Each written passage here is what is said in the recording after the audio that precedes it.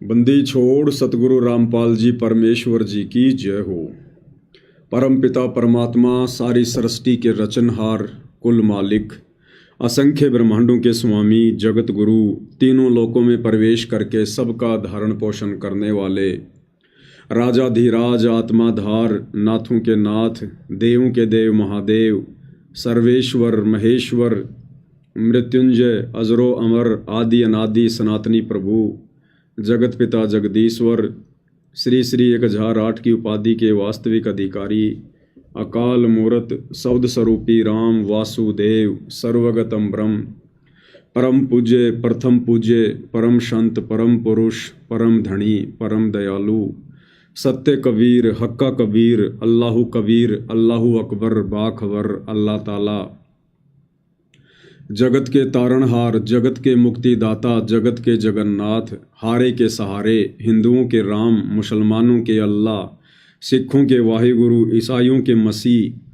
दया के सागर दया निधि, करुणा के सागर करुणा निधि, स्वयंभू परिभू, संकट मोचन, कष्ट हरण, मंगल करण, दुख भंजन, अविगत कबीर, निर्विकार निर्विषम परमात्मा, अलय अलेख सतगुरु, आदि अनादि सतगुरु, असली मर्यादा पुरुषोत्तम, असली राम, असली कृष्ण, असली घनश्याम, असली मुरारी, राजाओं के राजा, महाराजाओं के महाराजा, शहंशाहों के शहंशाह, सम्राटों के सम्राट, भगवानों के भगवान, अल्लाहों के अल्लाह, प्रभुओं के प्रभु, मसीहाओं के मसीह, सच्चे वाहिगुरु, बाबाओं के बाबा, पीरों के पीर, सेठों के सेठ, जगत सेठ, सावड़सा सेठ, सर्वगुण संपन्न, अनंत कोटि कलाओं के स्वामी, अनंत कोटि ब्रह्मांडों के नायक, योगियों में महायोगी, ध्यानियों में महाध्यानी, सिद्धों में परम सिद्ध, ज्ञानियों में तत्व ज्ञानी, ब्रह्म ज्ञानी, महाज्ञानी, परम ज्ञानी, सर्वश्रेष्ठ ज्ञानी, विज्ञानी,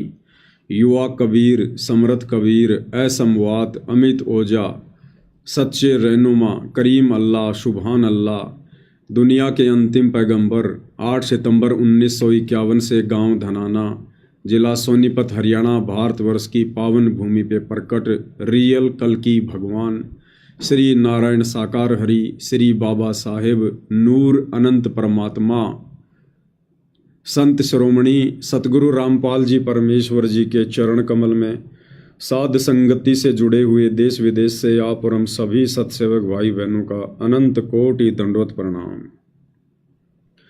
सत्साई भाई और बहनों, बहुत बड़ी दया, बहुत बड़ी मेहर पूज्य गुरुदेव भगवान की, परमपिता परमेश्वर सतगुरु रामपाल जी की, जगत की अम्मा जगदम्बा सतगुरु रामपाल जी की, जिनके विशेष आशीर्वाद से, शुभ आशीर्वाद से, जिनकी विशेष रजा से, उनकी कृपा दृष्टि से, दया दृष्टि से, साध संगति से जुड़े हुए हम सभी सत्सेवक भाई बहन हर प्रकार से मर्यादाओं में रहते हुए, ज्ञान को आधार बनाकर चलते हुए, संघर्ष करते हुए, सत भक्ति मार्ग पर अपनी आत्मा के कल्याण हेतु दृढ़ता के साथ निरंतर आगे की ओर बढ़ रहे हैं। भाई और बहनों, इस कलयुग की बिचली पीढ़ी में, मोक्ष के प्राइम टाइम में, गोल्डन चांस में, पूज्य गुरुदेव भगवान सतगुरु रामपाल जी की विशेष VIP रजा के बिना साध संगतियों का मिलना अति दुर्लभ है। परमेश्वर ने साध संगति आपके दरवाजे पर खड़ी कर रखी है, यानी सोशल मीडिया देकर गुरुदेव भगवान ने मोबाइल सबकी पॉकेट में डाल रखे हैं, लेकिन परमात्मा कहते हैं सकल पदार्थ है जग माही, कर्महीन नर पावत नाही। सतगुरु की शरण में आने के बाद भी जो कर्महीन आत्माएं होंगी वो साध संगतियों से फायदा नहीं उठा पाएंगी, साध संगतियों से नहीं जुड़ पाएंगी, क्योंकि साध संगति इस कलयुग की बिचली पीढ़ी में सतगुरु जी का यथार्थ 13वां कबीर पंथ है, शतलोक के लिए आत्माओं को तैयार करने वाला ट्रेनिंग सेंटर है, जहाँ गुरु को परमेश्वर मनवाया जाता है ज्ञान आधार से, परमाणु के साथ में। तो भाई और बहनों, जो जो आत्माएं साध संगति से जुड़ी हुई हैं, उनका परम सौभाग्य है कि पूज्य गुरुदेव भगवान की वो सभी आत्माएं पल पल देख रेख में हैं, उनकी निगरानी में हैं। तो भाई और बहनों, इस सतभक्ति मार्ग पर जो परमेश्वर ने हमें इस कलयुग की बिचली पीढ़ी में दिया है, हमने केवल अपने आत्म कल्याण को ध्यान में रखकर अर्थात मोक्ष को ही टारगेट बनाकर और हर प्रकार से सावधानियां बरत कर जो जो सावधानियां पूज्य गुरुदेव भगवान ने बताई हैं, या जैसे जैसे हमारी भक्ति बढ़ेगी वैसे वैसे परमेश्वर के आशीर्वाद से हमारे अंदर एक कॉमन सेंस भी उपलब्ध होगी, एक कॉमन सेंस भी जागृत होगी। उस कॉमन सेंस के सहारे भी कौन कौन सी वो मर्यादा हैं जो हमें हानि पहुंचा सकती हैं और कौन कौन सी वो मर्यादा हैं जो हमें लाभ पहुंचा सकती हैं, हमें इन सभी बातों की जानकारी होती चली जाएगी। और इस भक्ति मार्ग पर मोक्ष की अधिकारी आत्मा के सामने एक समय ऐसा समय आ जाएगा कि वो केवल अपने सतगुरु को चुनेगी, केवल मर्यादाओं को चुनेगी, सत भक्ति को चुनेगी। वो ना ही संगत में किसी भगत भाई बहनों को देखकर चलेगा। वो भगत भाई बहन चाहे दिन रात सतगुरुदेव के चरणों में क्यों ना बैठे रहते हों, वो भाई बहन चाहे सांसारिक रिश्ते में गुरुदेव भगवान के बेटा बेटी भाई बंधु रिश्तेदार क्यों ना हो, वो भाई बहन चाहे गुरुदेव के पास में 24 घंटे आश्रमों में विशेष सेवादारों की लिस्ट में क्यों ना हो, मोक्ष की अधिकारी आत्मा इन चीज़ों की तरफ ध्यान भी नहीं देगी, नज़र उठाकर भी किसी को विशेष दृष्टि से नहीं देखेगी, क्योंकि सतगुरु की नज़रों में सभी एक समान हैं। क्योंकि सतगुरु के जो 4 लक्षण हैं उसमें एक लक्षण है कि वो समदृष्टि होगा। वो छोटे भगत या बड़े भगत में, ज्ञानी और अज्ञानी में, अपने और पराये में, नज़दीक वाले या पास वाले में, दूर वाले में, अमीर में, गरीब में, गोरे में, काले में, स्त्री में, पुरुष में, बच्चे में, बुजुर्ग में, वो सतगुरु कोई भेदभाव नहीं करेगा, ज़रा भी, रिंचक मात्र भी, क्योंकि वो परमेश्वर है, परमात्मा है। हम सभी उनसे उत्पन्न उनकी अंश आत्मा हैं। तो माता पिता का बच्चा चाहे कोई पागल पैदा हो या चाहे कोई बहुत ही अच्छा हो, माता पिता की नज़रों में दोनों के लिए प्यार प्रेम बराबर होता है। तो इसी प्रकार भाइयों और बहनों, सत भक्ति मार्ग पर हमने भी अपने गुरुदेव भगवान का वो समदृष्टि वाला गुण अपने अंदर पैदा करना होता है। हमने भी फिर सभी को समान दृष्टि से देखना है, एक दृष्टि से देखना है। हमारे लिए ना कोई कोऑर्डिनेटर है, हमारे लिए ना कोई सीनियर भगत है, ना कोई छोटा भगत है, ना कोई अमीर है, ना कोई गरीब है। हमारा आत्म कल्याण होगा हमारे गुरुदेव भगवान के द्वारा बताई गई मर्यादित शास्त्र अनुकूल सत भक्ति को विश्वास और दृढ़ता के साथ करने से।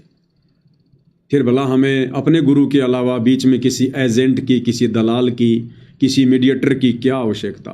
कोई आवश्यकता नहीं। यदि हम सच्चे हैं, मर्यादा में हैं, सतगुरु को हमने अपना बाप मान लिया है, क्योंकि गुरुदेव भगवान कहते हैं कि वो हाथ अपना रख दे सिर पर जिसने मान गुरु को बाप लिया। बाप यानी अध्यात्म का बाप। अध्यात्म का बाप एक ही है, कबीर।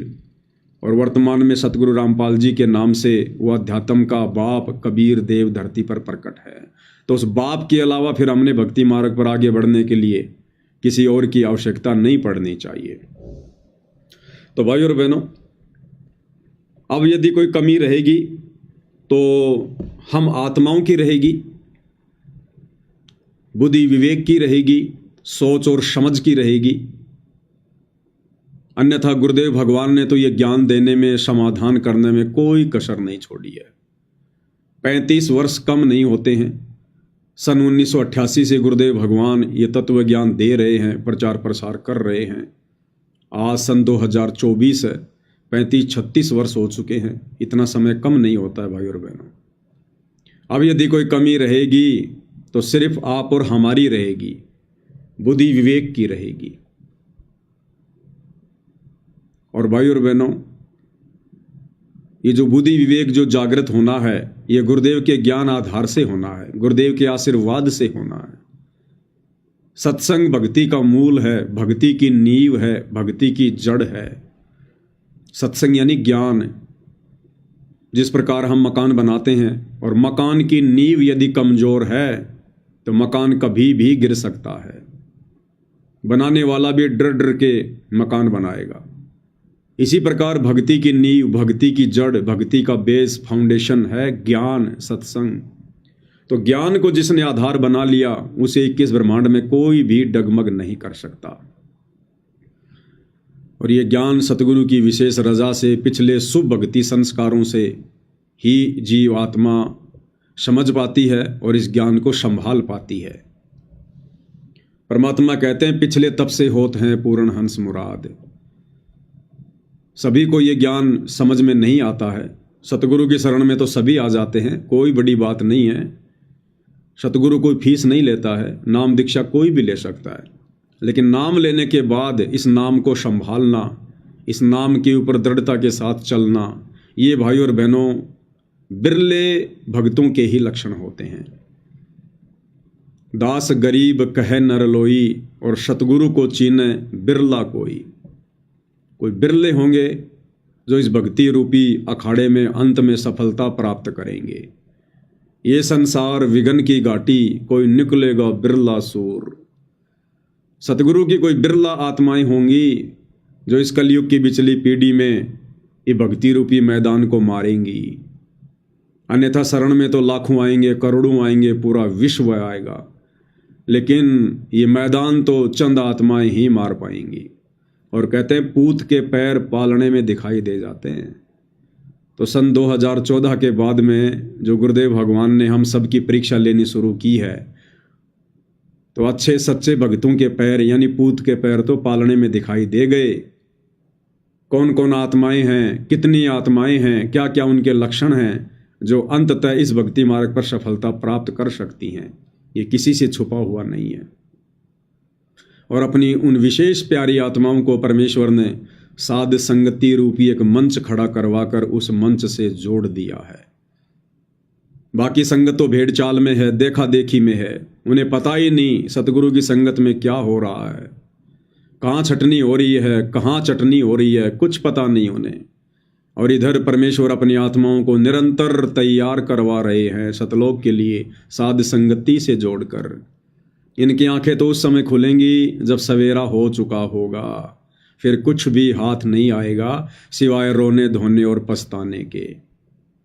क्योंकि भाई और बहनों, इस सतभक्ति मार्ग पर जैसा सतगुरुदेव के साथ में यहाँ व्यवहार हो रहा है, वैसा ही व्यवहार उन आत्माओं के साथ होगा जो आत्माएं सतगुरु के पद चिन्ह पर चलेंगी। यानी सतगुरु को यहाँ कोई इज्जत नहीं है, कोई मान सम्मान नहीं है, सीधे मुंह सतगुरु से कोई बात नहीं करता, लड़ाई झगड़े उनके साथ करने को लोग तैयार। ना समझी के चलते सतगुरु को जेल में बैठा दिया, उनसे राग द्वेष ईर्ष्या पता नहीं क्या क्या उनको देशद्रोही जैसी उपाधियां दे दी। तो भाई और बहनों, इस काल के लोक में जहां ये काल नहीं चाहता कि कोई सत्य मार्ग पर चले, कोई सत्य कहे, कोई सत्संग करे, कोई सत्संग का अनुसरण करे, इस गंदे लोक में जब सतगुरु के साथ ऐसा व्यवहार हो रहा है, तो सतगुरु के पद चिन्हों पर जो आत्माएं चलेंगी उनके साथ भी सेम टू सेम वैसा ही व्यवहार होगा। यानी उतना ही संघर्ष उन आत्माओं के भी जीवन में होगा। उन आत्माओं से कोई सीधे मुंह बात भी नहीं करेगा, मान सम्मान तो बहुत दूर की बात है, बहुत दूर की बात है। और ना वो आत्माएं कभी जिंदगी में मान सम्मान चाहेंगी, क्योंकि इस गंदे लोक में और मान सम्मान प्राप्त करके अगले जन्म में गधा बनना। एक छोटा सा वीडियो आपको दिखाते हैं भाई और बहनों। इन दिनों सतगुरु की इस परीक्षा के समय में काल प्रेरणा से सतलोक आश्रम मैनेजमेंट हरियाणा वालों ने जो एक मनमुखी मुहिम चला रखी है, अन्नपूर्णा मुहिम, उस मुहिम के तहत ये लोग अपनी पब्लिसिटी के लिए, दुनिया से मान सम्मान प्राप्त करने के लिए और लोगों की ना जाने कैसी कैसी सहायताएं कर रहे हैं। सहायता करना वैसे भाई और बहनों, किसी की मदद करना बहुत अच्छी बात है, ये इंसान का गुण है, लक्षण है, परमात्मा ने बताया। लेकिन भाई और बहनों, जब बात आती है कबीर भगवान के सतभक्ति मार्ग की, तो उस सतभक्ति मार्ग में इस प्रकार की सहायता और मदद एक भगत के लिए हानिकारक है, हानिकारक। क्योंकि मीठा खाना तो बहुत अच्छी बात है, मीठा तो सबको अच्छा लगता है, कोई भी व्यक्ति ये नहीं कहेगा कि मीठा मत खाओ, मिठाई मत खाओ। लेकिन भाई और बहनों, जिस व्यक्ति को शुगर का रोग है, उस व्यक्ति के लिए वो मिठाई खाना, मीठा खाना जहर के समान है, बड़ा हानिकारक है। तो इस सतभक्ति मार्ग में ये जो व्यर्थ की दया है, ये जो व्यर्थ का दान धर्म है, व्यर्थ की जो ये मदद है, ये विष खाने के समान है, विष खाने के समान। इस बात को चंद ही आत्माएं समझ पाएंगी जिनके अंदर कॉमन सेंस होगी। जिनमें कॉमन सेंस नहीं होगी, ये बातें उन आत्माओं के कानों के ऊपर से निकल जाएंगी, कानों के ऊपर से। तो काल ने अपनी इसी सूक्ष्म चाल में वर्तमान में सतलोक आश्रम वालों को उलझा रखा है। आप जी को दास पहले कई बार दिखा चुका है कि सतगुरु रामपाल जी परमेश्वर जी के जो कलयुगी बेटे हैं, दो, वीरेंद्र और मनोज, उनको किस प्रकार से हरियाणा में अपने स्वार्थ के चलते लोग मान सम्मान दे रहे हैं। ये दोनों भाई संगत के दान का दुरुपयोग करते हुए कभी हरियाणा में किसी गौशाला में जाकर 10 लाख रुपए, 12 लाख रुपए डोनेट कर देते हैं, चंदे के रूप में दे देते हैं, जबकि गुरुदेव ने तो भिखारी को भी नगद पैसा देने से मना किया है। लेकिन ये लोग संगत का पैसा, ज्योति पाठ और दान का पैसा झूठा भाईचारा निभाने के चक्कर में, झूठी पब्लिसिटी के चक्कर में लुटा रहे हैं, संगत की मर्यादाएं तोड़वा रहे हैं। और फिर वो गौशाला वाले उनका मान सम्मान कर रहे हैं, उनको पगड़ी पहना रहे हैं, साफा पहना रहे हैं, उनके गले में मालाएं डाल रहे हैं, उन्हें श्री कृष्ण जी का चिन्ह भेंट कर रहे हैं। और वो मंदबुद्धि प्राणी दोनों भाई कहते हैं हम सतगुरु के बच्चे हैं, हमें सार नाम मिल गया, हमें सार शब्द मिल गया, हम 30 साल से भक्ति कर रहे हैं और तत्व ज्ञान की छींट भी नहीं है उनको, और श्री कृष्ण जी का वो चिन्ह स्वीकार कर रहे हैं, लोगों से सर पर साफा बंधवा रहे हैं। अरे मान सम्मान का अधिकारी आज वर्तमान में पूरी धरती पर केवल सतगुरु रामपाल जी हैं, इसके अलावा कोई नहीं है, कोई भी। हरियाणा के सोनीपत के गोहाना में जाट समाज अपनी धर्मशाला बना रहा था। जबरदस्ती का भाईचारा निभाने के लिए दोनों भाई आग में कूद पड़े, बिरानी आग में, साथ में संगत को भी ले कूदे, क्योंकि दान तो संगत का ही है ना। और जाटों की धर्मशाला का 5वां फ्लोर बनाने का ठेका ले लिया, जो लगभग 1 करोड़ रुपए में पूरा हुआ। खुद भी बिरानी आग में डूब गए, संगत को भी ले डूबे। और उसके बाद वो जाट समाज के लोग पगड़ी पहनाकर उसका सम्मान कर रहे हैं, गले में फूलों की माला डालकर उन मंदबुद्धि प्राणियों का सम्मान कर रहे हैं, और वो सहर्ष उस सम्मान को स्वीकार कर रहे हैं। तो भाई और बहनों, तत्व ज्ञान की छींट भी नहीं है, छींट भी। मात्र गुरुदेव के कलयुगी परिवार में बेटा बेटी बनकर पैदा होने से ये सिद्ध नहीं हो जाता कि आप बहुत बड़े ज्ञानी होंगे, आप बहुत अच्छे भगत होंगे। कहते दीपक नीचे हमेशा अंधेरा रहता है। जो सतगुरु के जितना निकट होगा वो उतना ही मंद बुद्धि प्राणी होगा, उतना ही तत्व ज्ञान से दूर होगा, क्योंकि घर का जोगी जोगना, बाहर का जोगी सिद्ध। उसी कड़ी में इस अन्नपूर्णा मुहिम के तहत जबरदस्ती लोगों की हंसी मजाक में की गई फरमाइश को पूरा करने के बाद वो गांव वाले फिर इन आश्रम वालों का सम्मान कर रहे हैं। सम्मान, और क्या सम्मान कर रहे हैं भाई और बहनों, ये अपना आभार ऐसी मंदबुद्धिता ये आश्रम वाले वर्तमान में दिखा रहे हैं। हंसी भी आती है और इन लोगों के माड़े संस्कारों के ऊपर दया भी आती है, दया भी आती है। ये हरियाणा में जो बाढ़ वगैरह आई हुई थी, कुछ एक गांव में पानी वगैरह भर गया। अब ये काम तो था सरकार का, जनता सरकार को टैक्स दे रही है। ये काम तो था सरकार का, वहाँ के सरपंच का, वहाँ के विधायक का, क्योंकि सरपंच को भी करोड़ों में बजट मिलता है, करोड़ों में बजट। कहाँ गया भाई? अभी तो चुनाव हुए। विधायक को करोड़ों में बजट मिलता है, एमपी को करोड़ों में बजट मिलता है, और छोटा सा हरियाणा है और कितना संपन्न राज्य है। फिर इन आश्रम वालों को क्या जरूरत पड़ गई उन गांवों का पानी निकालने की, 50-50 लाख रुपए देने की? 15,000 फुट पाइप लगाने की। इनको क्या आवश्यकता पड़ गई भाई लाखों रुपए की मोटर देने की? किसी गांव में जाकर 50 लाख रुपए की सामग्री दे रहे हैं, किसी में 30 लाख की दे रहे हैं। जबरदस्ती का पंगा मोल ले रहे हैं, क्योंकि काल सिर पर बैठा है, चैन से बैठने नहीं देगा, भक्ति नहीं करने देगा। तो ये लितानी गांव है, कोई जिला हिसार हरियाणा का। यहां इन्होंने कोई गांव का पानी निकालने के लिए पाइप वाइप दे दिए, मोटर वगैरह दे दी। और उसके बाद में जब ये उस गांव में गए तो वो तो जगत वाले हैं भाई और बहनों, उन्हें क्या पता भक्ति मर्यादाओं का। जगत वालों ने सतलोक आश्रम वालों की इस टीम को, जिसमें मुख्य मुख्य लोग हैं, हमें शर्म आती है, हमें शर्म आती है भाई और बहनों कि इन लोगों ने 30-30 वर्षों से भक्ति करके गुरुदेव के अंग संग रह के इन्होंने क्या सीखा, क्या सीखा इन्होंने। ये जो व्यक्ति है इधर जो है कोने में, ये हरियाणा का स्टेट कोऑर्डिनेटर अमन गोदारा, स्टेट कोऑर्डिनेटर अमन गोदारा। आश्रम में बात हुआ करती थी मेरे इससे, क्योंकि दास आश्रम में बाथरूम सेवा किया करता था। तो ये कहा करता था, एक बार ये जयपुर भी आया था मेरे घर पे, जब बरवाला कांड हो गया था उसके बाद ये जयपुर भी आया था एक भगत के साथ में गाय लेने के लिए। तो दास की झोपड़ी पे आया था, मैं ले गया था इसको, 1-2 दिन रखा, इसको गाय वाय दिखाई, नहीं पसंद आई, चला गया। तो ये कह रहा था कि भाई पवन दास,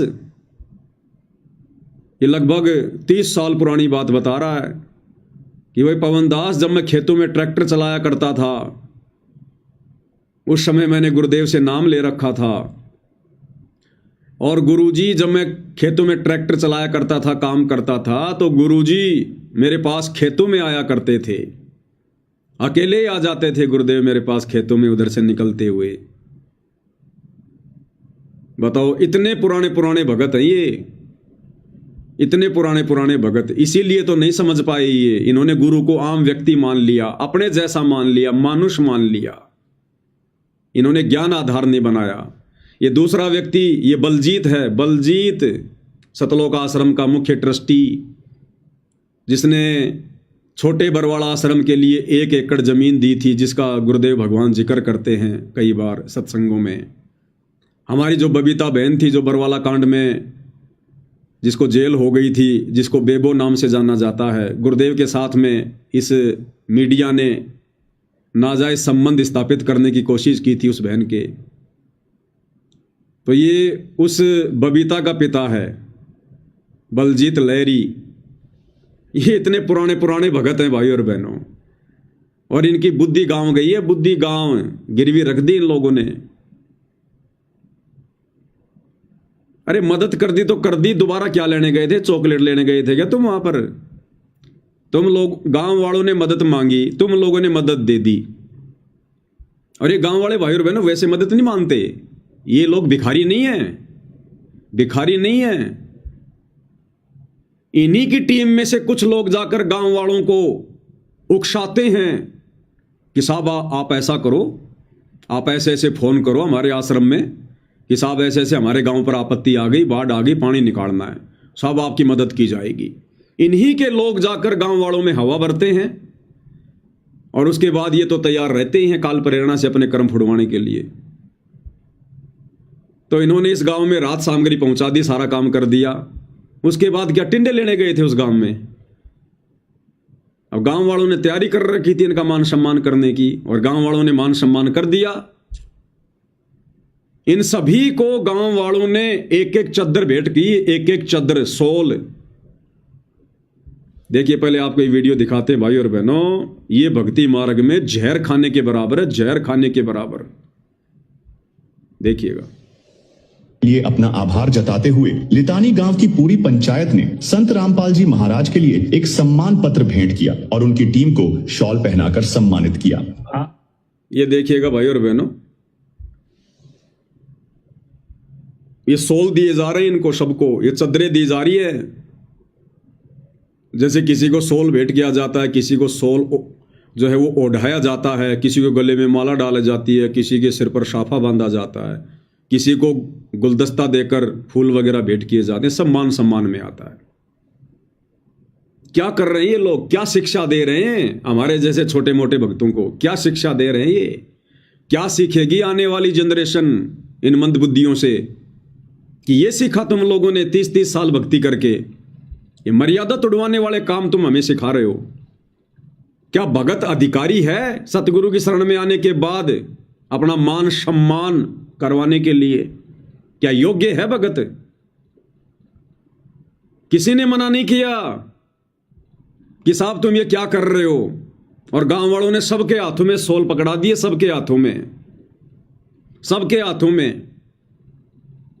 हो गया बराबर तुम्हारा काम, हो गई तुम्हारी सेवा बराबर। अरे भैया, तुमने गांव वालों को सामान दिया, बदले में गांव वालों ने तुम्हारा सम्मान कर दिया, बराबर गया 50 लाख रुपए पानी में, गई तुम्हारी मदद पानी में, हिसाब किताब बराबर। मर्यादा तुमने तोड़वाई वो अलग, फायदा गांव वालों का। सरपंच का बजट बच गया, विधायक का बजट बच गया, सरकार का पैसा बच गया। इन मंदबुद्धियों को काल ने बीच में फंसा दिया। इन्होंने अपनी मर्यादा तोड़वाई और बेचारी भोली भाली संगत का वो 30 लाख या 50 लाख रुपया ज्योति पाठ और दान का वो इन्होंने बर्बाद करवा दिया। और ऊपर से इनका सम्मान करवा के काल ने इनके सर पे जूते मरवा दिए। ये भक्ति मार्ग में भगत के लिए सम्मान प्राप्त करना जहर के समान है। सतनाम के नियमों में गुरुदेव ने साफ साफ लिखा हुआ है। पढ़ा इन्होंने कभी सतनाम का नियम? ये कहते हमें सार नाम मिल गया, सार शब्द मिल गया। इन्हें सतनाम के नियमों का ढंग से पता नहीं है। क्या आवश्यकता थी? अब अगर ये बहाना बनाएंगे कि नहीं नहीं नहीं, गांव वालों ने तो सतगुरु रामपाल जी का सम्मान किया है। अरे तो सतगुरु रामपाल जी के सम्मान के लिए एक शॉल होता है, एक चद्दर। पूरा गांव कोई 50 चद्दर थोड़ी देगा संत रामपाल जी को, 10 चद्दर थोड़ी देगा, एक ही चद्दर होती है। अगर संत रामपाल जी का ही मान सम्मान किया है अकेले का, तो एक चद्दर काफी होती है, एक। और संत रामपाल जी का सम्मान तुम क्यों स्वीकार करोगे? क्या तुम्हें इतनी भी समझ नहीं है? अरे जब तक बाप जिंदा है, बेटा कभी भी उसके सम्मान को स्वीकार नहीं करता। बेटा अपने बाप के सम्मान को दूसरे लोगों से उस समय स्वीकार करता है जब उसका बाप मर चुका होता है। अभी तो तुम्हारा बाप जिंदा है, या जीते जी मार दिया तुम लोगों ने। और तुम कौन होते हो सतगुरु रामपाल जी का सम्मान स्वीकार करने वाले? तुम कौन होते हो भाई? अगर गांव वालों ने इस मदद के बदले संत रामपाल जी का सम्मान नहीं करना था तो इंतजार करते, उनके हिसार जेल से बाहर आने के बाद आश्रम में आके सम्मान कर देते। लेकिन यहां देखो, हर एक के हाथों में ये चदरें पकड़ाई जा रही हैं, हर एक के हाथों में सोल दिए जा रहे हैं। तो संत रामपाल जी का तो केवल नाम, केवल फॉर्मेलिटी, और मान सम्मान किसका? इन मंद बुद्धियों का। भाई और बहनों, 6 फुट की हाइट प्राप्त कर लेने से, हट्टा कट्टा शरीर प्राप्त कर लेने से, या चौड़ा कुर्ता पजामा पहन लेने से ये बुद्धि भी, ये भेजा भी उतना ज्यादा पावरफुल होगा, ये किसी किताब में लिखा हुआ नहीं है। लोमड़ी छोटी सी होती है, छोटी सी। और लोमड़ी को क्या कहा जाता है? चालाक, चतुर। और भैंसा, भैंसा 2-2 टन का, 3-3 टन का होता है भैंसा। और उसकी बुद्धि के विषय में क्या कहा जाता है? भैंस बड़ी के अकल। जब कोई बात हो जाती है तो लोग क्या कहते हैं?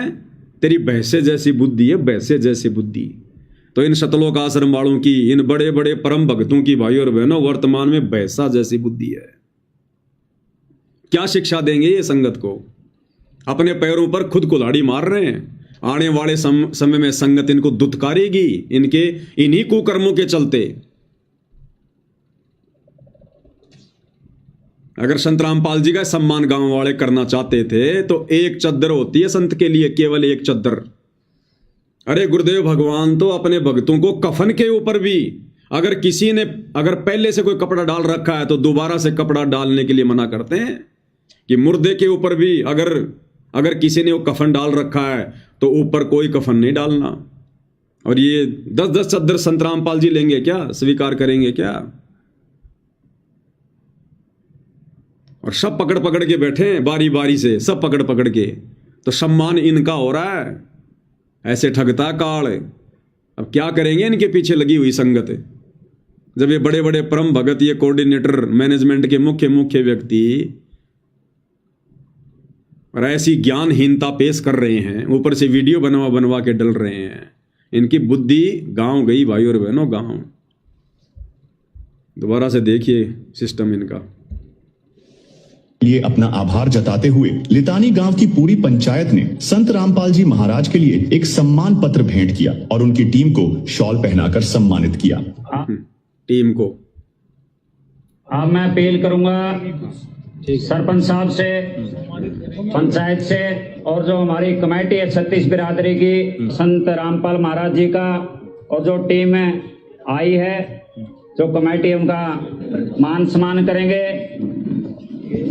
और दर्शकों, जो संत रामपाल जी महाराज की तरफ से जो इनको ग्राम पंचायत लितानी की तरफ से जो सहायता प्राप्त हुई है, उसके सम्मान में ग्राम पंचायत की तरफ से संत रामपाल जी महाराज के ट्रस्ट को ये सम्मान के तौर पर दिया जा रहा है। अब यहाँ पर देखिए, परम पूज्य संत रामपाल जी महाराज एवं मुनिंद धर्मा ट्रस्ट कुरुक्षेत्र द्वारा गांव लितानी में बाढ़ राहत कार्य में सहयोग हेतु दी गई 15,000 फुट 8 इंची pipeline, 2 pump set 20 horse power व 500 फुट केबल मदद दी गई है। इस नेक कार्य में सहयोग हेतु समस्त गांव लितानी संत रामपाल जी महाराज जी का हार्दिक धन्यवाद करता है। और ये इन्होंने बाकायदा बढ़िया तरीके से फ्रेम में सेट करके कांच लगा के इनको सौंपा है। एक बार हम इनसे बातचीत करके इनको ये जो सम्मान गांव वासियों ने दिया है, इनको कैसा लग रहा है? सत साहिब जी, ये सम्मान गुरुजियों को जो गांव ने दिया है, हम समस्त ग्रामवासियों को गुरुजियों की तरफ से तहे दिल से धन्यवाद करते हैं। आगे भाई, ये पहले गांव नितानी ऐसा, पहला गांव नितानी ऐसा है जिसने संत रामपाल जी का सम्मान किया है। तो खुशी इनको संत रामपाल जी के सम्मान से नहीं है, ये पहला गांव ऐसा जिसने इस टीम को सम्मान दिया है, सोल भेंट किया है। ये इनके स्टेटमेंट हैं भाई और बहनों। ये कलयुग में सतयुग लाएंगे।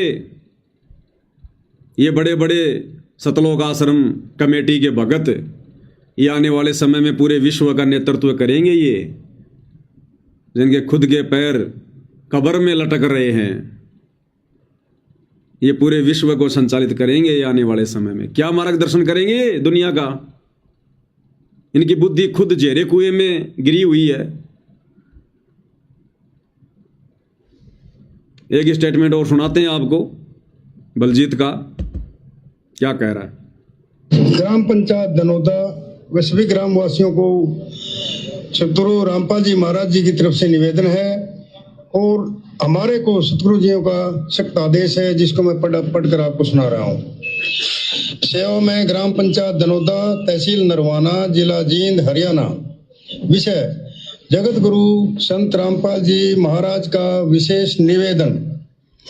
ग्राम पंचायत दनौदा से निवेदन किया जाता है कि हमारे गुरुदेव जी संत रामपाल जी महाराज का हमें आदेश आया है कि जिन गांवों को पानी से निजात पाने के लिए राहत दी गई है, उनको यह पत्र दिया जाए और निवेदन किया जाए कि यदि संत रामपाल जी महाराज जी द्वारा दी गई राहत सामग्री से निर्धारित समय पर पानी नहीं निकलता है और इस बार फसल की बिजाई नहीं हुई, तो आगे से हमारा ट्रस्ट आपके गांव की कोई मदद नहीं करेगा। क्यों नहीं करेगा भाई? अरे जब तुमने पाइप दे दी, मोटर दे दी, इतना काम कर दिया, तो पानी भी तुम ही निकाल दो।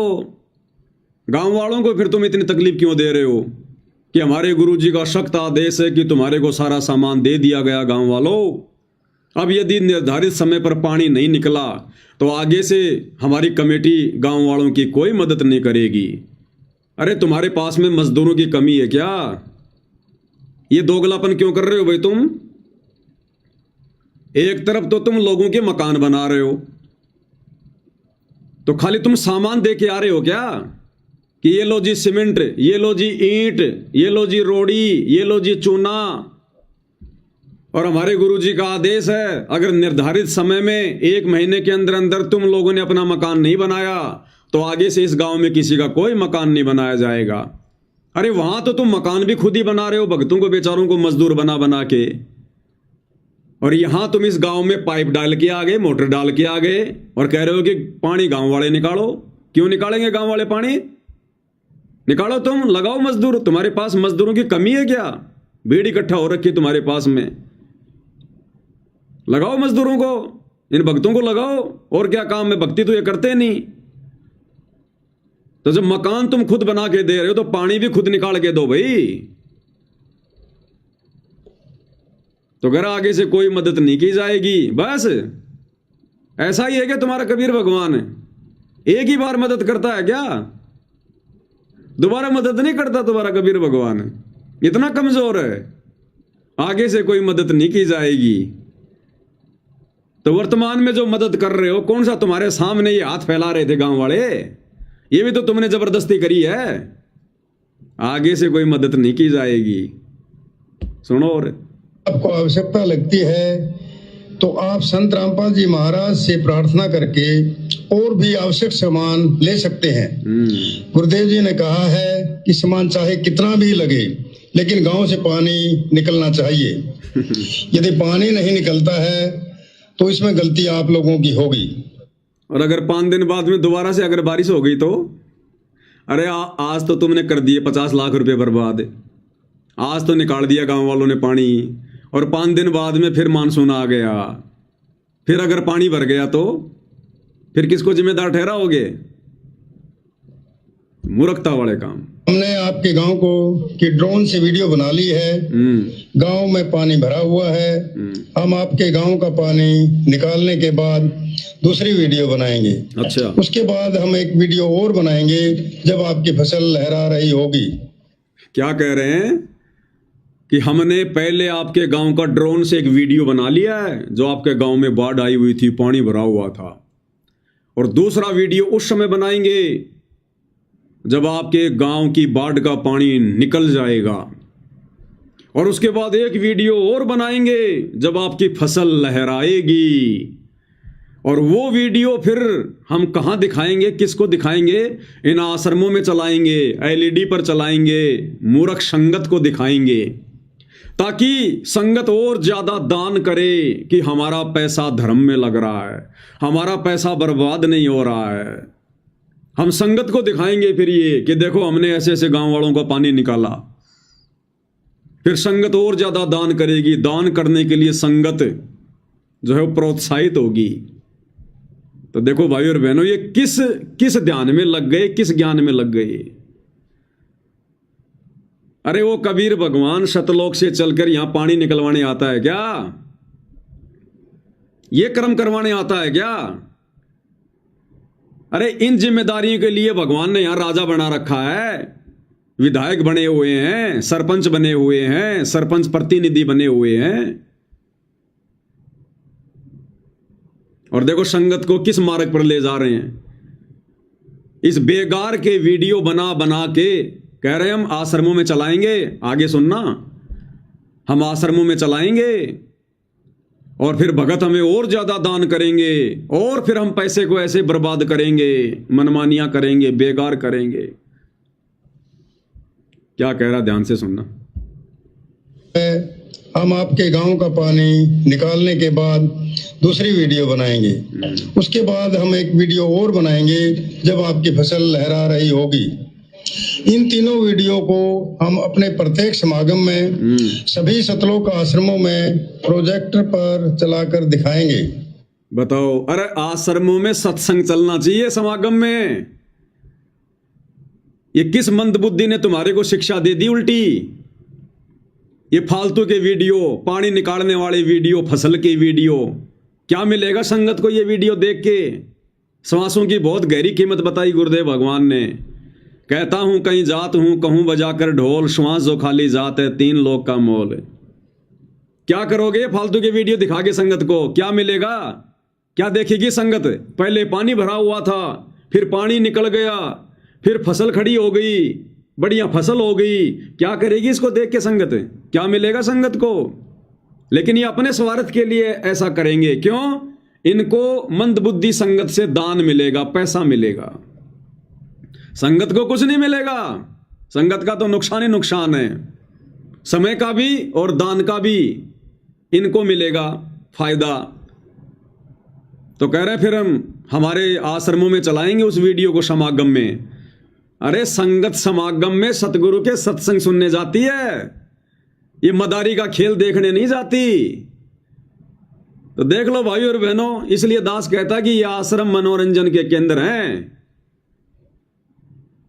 या तो फिल्म बना बना के चलाओ, गाने बना बना के चलाओ, या फिर ये खेतों के पानी के वीडियो चलाओ। ये देखने जाती है संगत हजारों किलोमीटर से, सैकड़ों किलोमीटर से। तो टोटल ड्रामेबाजी, काल प्रेरणा से टोटल ड्रामेबाजी। भक्ति का नामो निशान भी नहीं, भक्ति की छींट भी नहीं। खुद कह रहे हैं, मैं नहीं कह रहा, मैं तो तुम्हें दिखा रहा हूं इनके बोल वचन। सुन लो अच्छे से। कि सामान चाहे कितना भी लगे, लेकिन गांव से पानी निकलना चाहिए। यदि पानी नहीं निकलता है तो इसमें गलती आप लोगों की होगी। हमने आपके गांव को कि ड्रोन से वीडियो बना ली है। गांव में पानी भरा हुआ है। हम आपके गांव का पानी निकालने के बाद दूसरी वीडियो बनाएंगे। उसके बाद हम एक वीडियो और बनाएंगे जब आपकी फसल लहरा रही होगी। इन तीनों वीडियो को हम अपने प्रत्येक समागम में सभी सतलोक आश्रमों में प्रोजेक्टर पर चलाकर दिखाएंगे, ताकि संगत को विश्वास हो कि हमारे पैसे का कोई दुरुपयोग नहीं होता, और पता चले कि हमारे द्वारा दिए गए दान से संत रामपाल जी महाराज के आदेशानुसार इतने लोगों को जीवन दान मिला है। कहाँ है आदेश? अरे तुम्हारे मुंह से बताई गई बातों का हम आदेश मान लेंगे क्या सतगुरु का? सतगुरु ने तत्व ज्ञान दिया है, तत्व ज्ञान। तुम जो मर्जी पेन कागज पे लिख के खड़े होके सरपंच बन के ठेकेदार बन के बोल दोगे और हम तुम्हारी बातें मान लेंगे क्या? ये जीव की बातें मानते मानते असंख्य योग हो गए हमारे को गधे कुत्ते सुअर बनते हुए।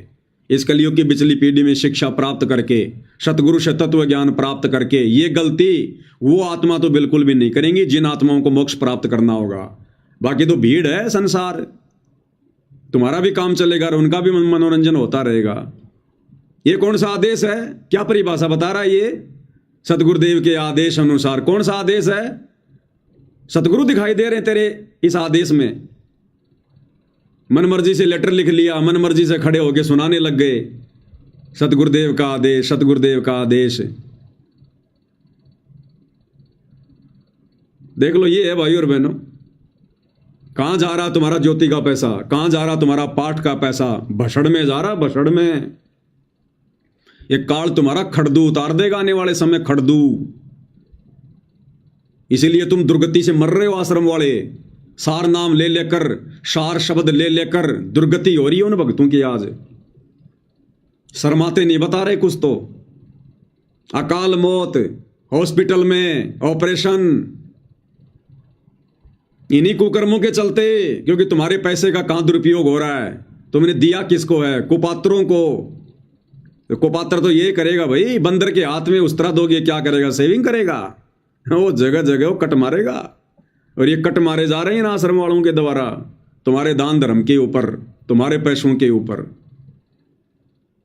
और एक तरफ तो ये सोशल मीडिया पर पोस्ट डालते हैं कि सतलोक आश्रम वालों ने, कमेटी वालों ने गुरुदेव भगवान से प्रार्थना लगाई कि गुरुजी अन्नपूर्णा मुहिम लगता है बंद करनी पड़ेगी क्योंकि पैसा नहीं आ रहा। तो गुरुदेव ने कहा, रे नालायको, ये तुम्हारे पैसों से नहीं हो रहा, ये तो परमात्मा भेज रहा है। अरे फिर अब संगत से क्यों फिर भीख मांग रहे हो कि ये वीडियो बना बना के हम आश्रमों में चलाएंगे, संगत को दिखाएंगे, संगत और ज्यादा दान करेगी? अरे जब सतलोक से आ रहा है, गुरुदेव ने कह दिया, तो फिर संगत को वीडियो दिखा के क्यों भीख मांग रहे हो तुम? इनका कोई सिर पैर नहीं है भाई और बहनों, कोई स्टैंड नहीं है इनका। सुनिए आगे और क्या भाई साहब प्रवचन दे रहे हैं। उनका दान करने का हौसला बना रहे। हौसला बना रहे।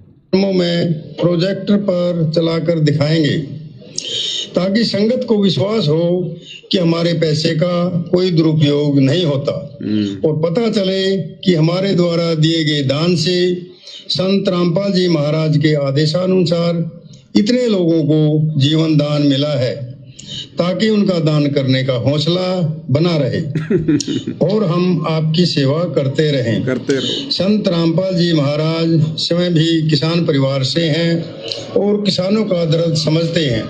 अब इनके बोल वचन देखो भाई और बहनों, तत्वदर्शी संत के भगत होकर ये क्या स्टेटमेंट दे रहे हैं, क्या स्टेटमेंट दे रहे हैं। ये लिख रहे हैं कि संत रामपाल जी किसान परिवार से हैं, इसलिए किसानों का दर्द समझ सकते हैं। किसानों का दर्द इन लोगों के अनुसार, इन परम भक्तों के अनुसार सतगुरु रामपाल जी किसानों का दर्द केवल इस बात से समझ सकते हैं कि वो भी किसान परिवार से। अगर किसान परिवार से संत रामपाल जी नहीं होते तो इन लोगों के अनुसार संत रामपाल जी को किसानों की तकलीफों का नहीं पता चलता। तो संत रामपाल जी तो इन लोगों के अनुसार केवल किसान परिवार में उत्पन्न है ना, और दूसरे जो वर्ग हैं, नौकरी पेशा वाला जो वर्ग है, मजदूर वर्ग हैं, दिहाड़ी मजदूर हैं, तो उनका दर्द तो सतगुरु रामपाल जी समझ ही नहीं सकते। जो बेचारे ठेले पर समोसे कचौड़ी पकौड़ी बेचते हैं, झुग्गी झोपड़ियों में रहते हैं, उनका दर्द तो इन लोगों के अनुसार संत रामपाल जी समझ ही नहीं सकते, क्योंकि संत रामपाल जी ने तो कभी ठेले लगाकर समोसे कचौड़ी बेची ही नहीं। वो तो केवल किसानों का समझ सकते हैं, क्योंकि उनका जन्म किसान परिवार में हुआ। ये क्या स्टेटमेंट दे रहे हैं ये कौन से ब्रह्मांड से कौन सा ज्ञान ले आए भाई। ये हैं ये बड़े बड़े परम भगत, 30-30 साल से गुरुजी की भक्ति करने वाले, जमीन दान करने वाले। ये सतलोक का दरवाजा जमीन दान करने से नहीं मिलता, सतगुरु के 24 घंटे साथ में रहने से नहीं मिलता। इसलिए परमात्मा कहते हैं भाई और बहनों, साधो समझो की मति और, यानी जो इस ज्ञान को समझ चुका है, परमात्मा कहते हैं उनकी तो गति कुछ और है। संतों समझो की मति कुछ और। भाई और बहनों, सौभाग्य है हम सत्सेवक भाई बहनों का, जो गुरुदेव भगवान ने हमें साध संगति से जोड़ दिया और ये सारी बातें आज हमारी समझ में आ रही हैं। ज्ञान की छींट भी नहीं है, देख लो इन लोगों के पास में ज्ञान की छींट भी। एक मानुष साबित कर रहे हैं संत रामपाल जी को कि वो किसान परिवार से हैं, इसलिए किसानों का दर्द समझ सकते हैं। अरे बाकी ब्रह्मांड का दुख दर्द कौन समझ रहा है। ये परमात्मा तो चीटी पायल बाजे पैर, साहिब सुनता है सब लहर। अंतर्यामी एक तुम आत्म के आधार, जो तुम छोड़ो हाथ तो में कौन उतारे पार।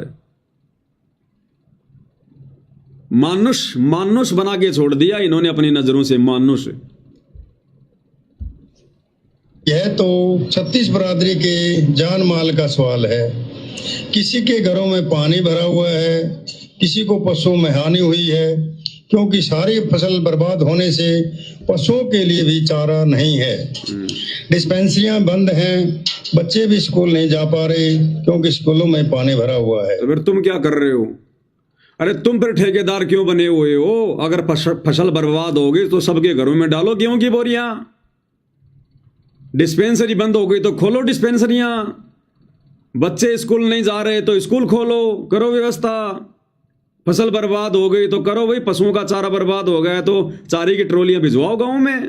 तुम क्या कर रहे हो फिर? बस खाली पानी निकालने का काम है क्या तुम्हारा? इतने ठेकेदार हो गया तुम? कबीर भगवान केवल दुनिया का पानी निकालता है क्या? और कोई चारे वारे की व्यवस्था नहीं करता क्या? गोली दवाई की व्यवस्था नहीं करता क्या? खाली पानी निकालता है कबीर भगवान। इसलिए हमारी आपसे विनम्र प्रार्थना है कि आप सभी ग्रामवासी मिलकर जल्द से जल्द पानी को गांव से बाहर निकालें ताकि अगली फसल की बिजाई हो सके। निकालेंगे। इसमें 36 बिरादरी का हित है। यदि आप ये नहीं कर पाए तो फिर हम उस गांव को किसी प्रकार की आपदा में कोई भी राहत भविष्य में नहीं देंगे।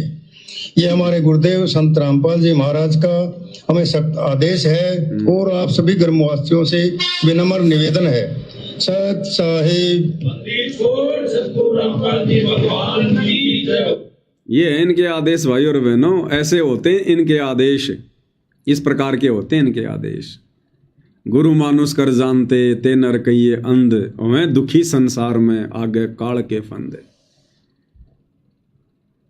परमात्मा कहते हैं सतगुरु बतावे ठोर ठिकाना, कोई मारे परवीण निशाना।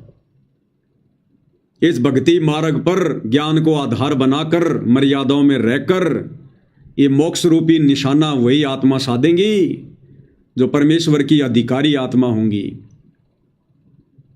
इन फालतू के ठेकेदारों की तरह नहीं।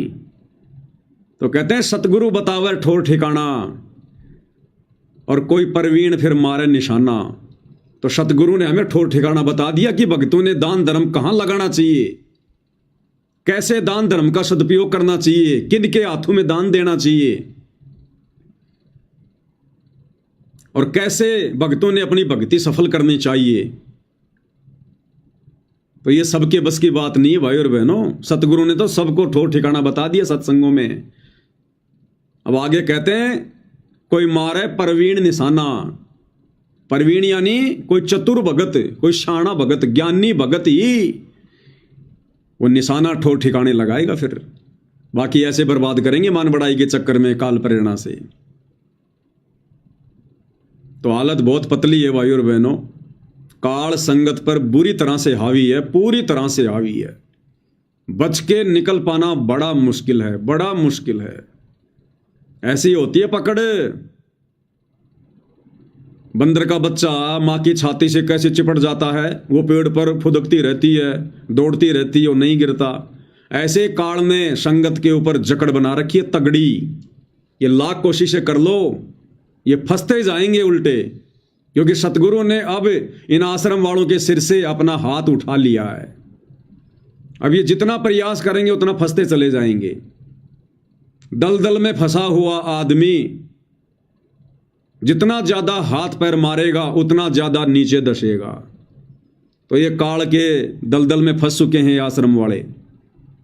ये अपनी मर्जी से तो बहुत अच्छा कर रहे हैं कि जाते ही गुरुजी हमें आशीर्वाद दे देते हैं, जाते ही गुरुजी हमारे को आदेश दे देते हैं, चाहे हम कोई भी प्रार्थना लेकर जाओ।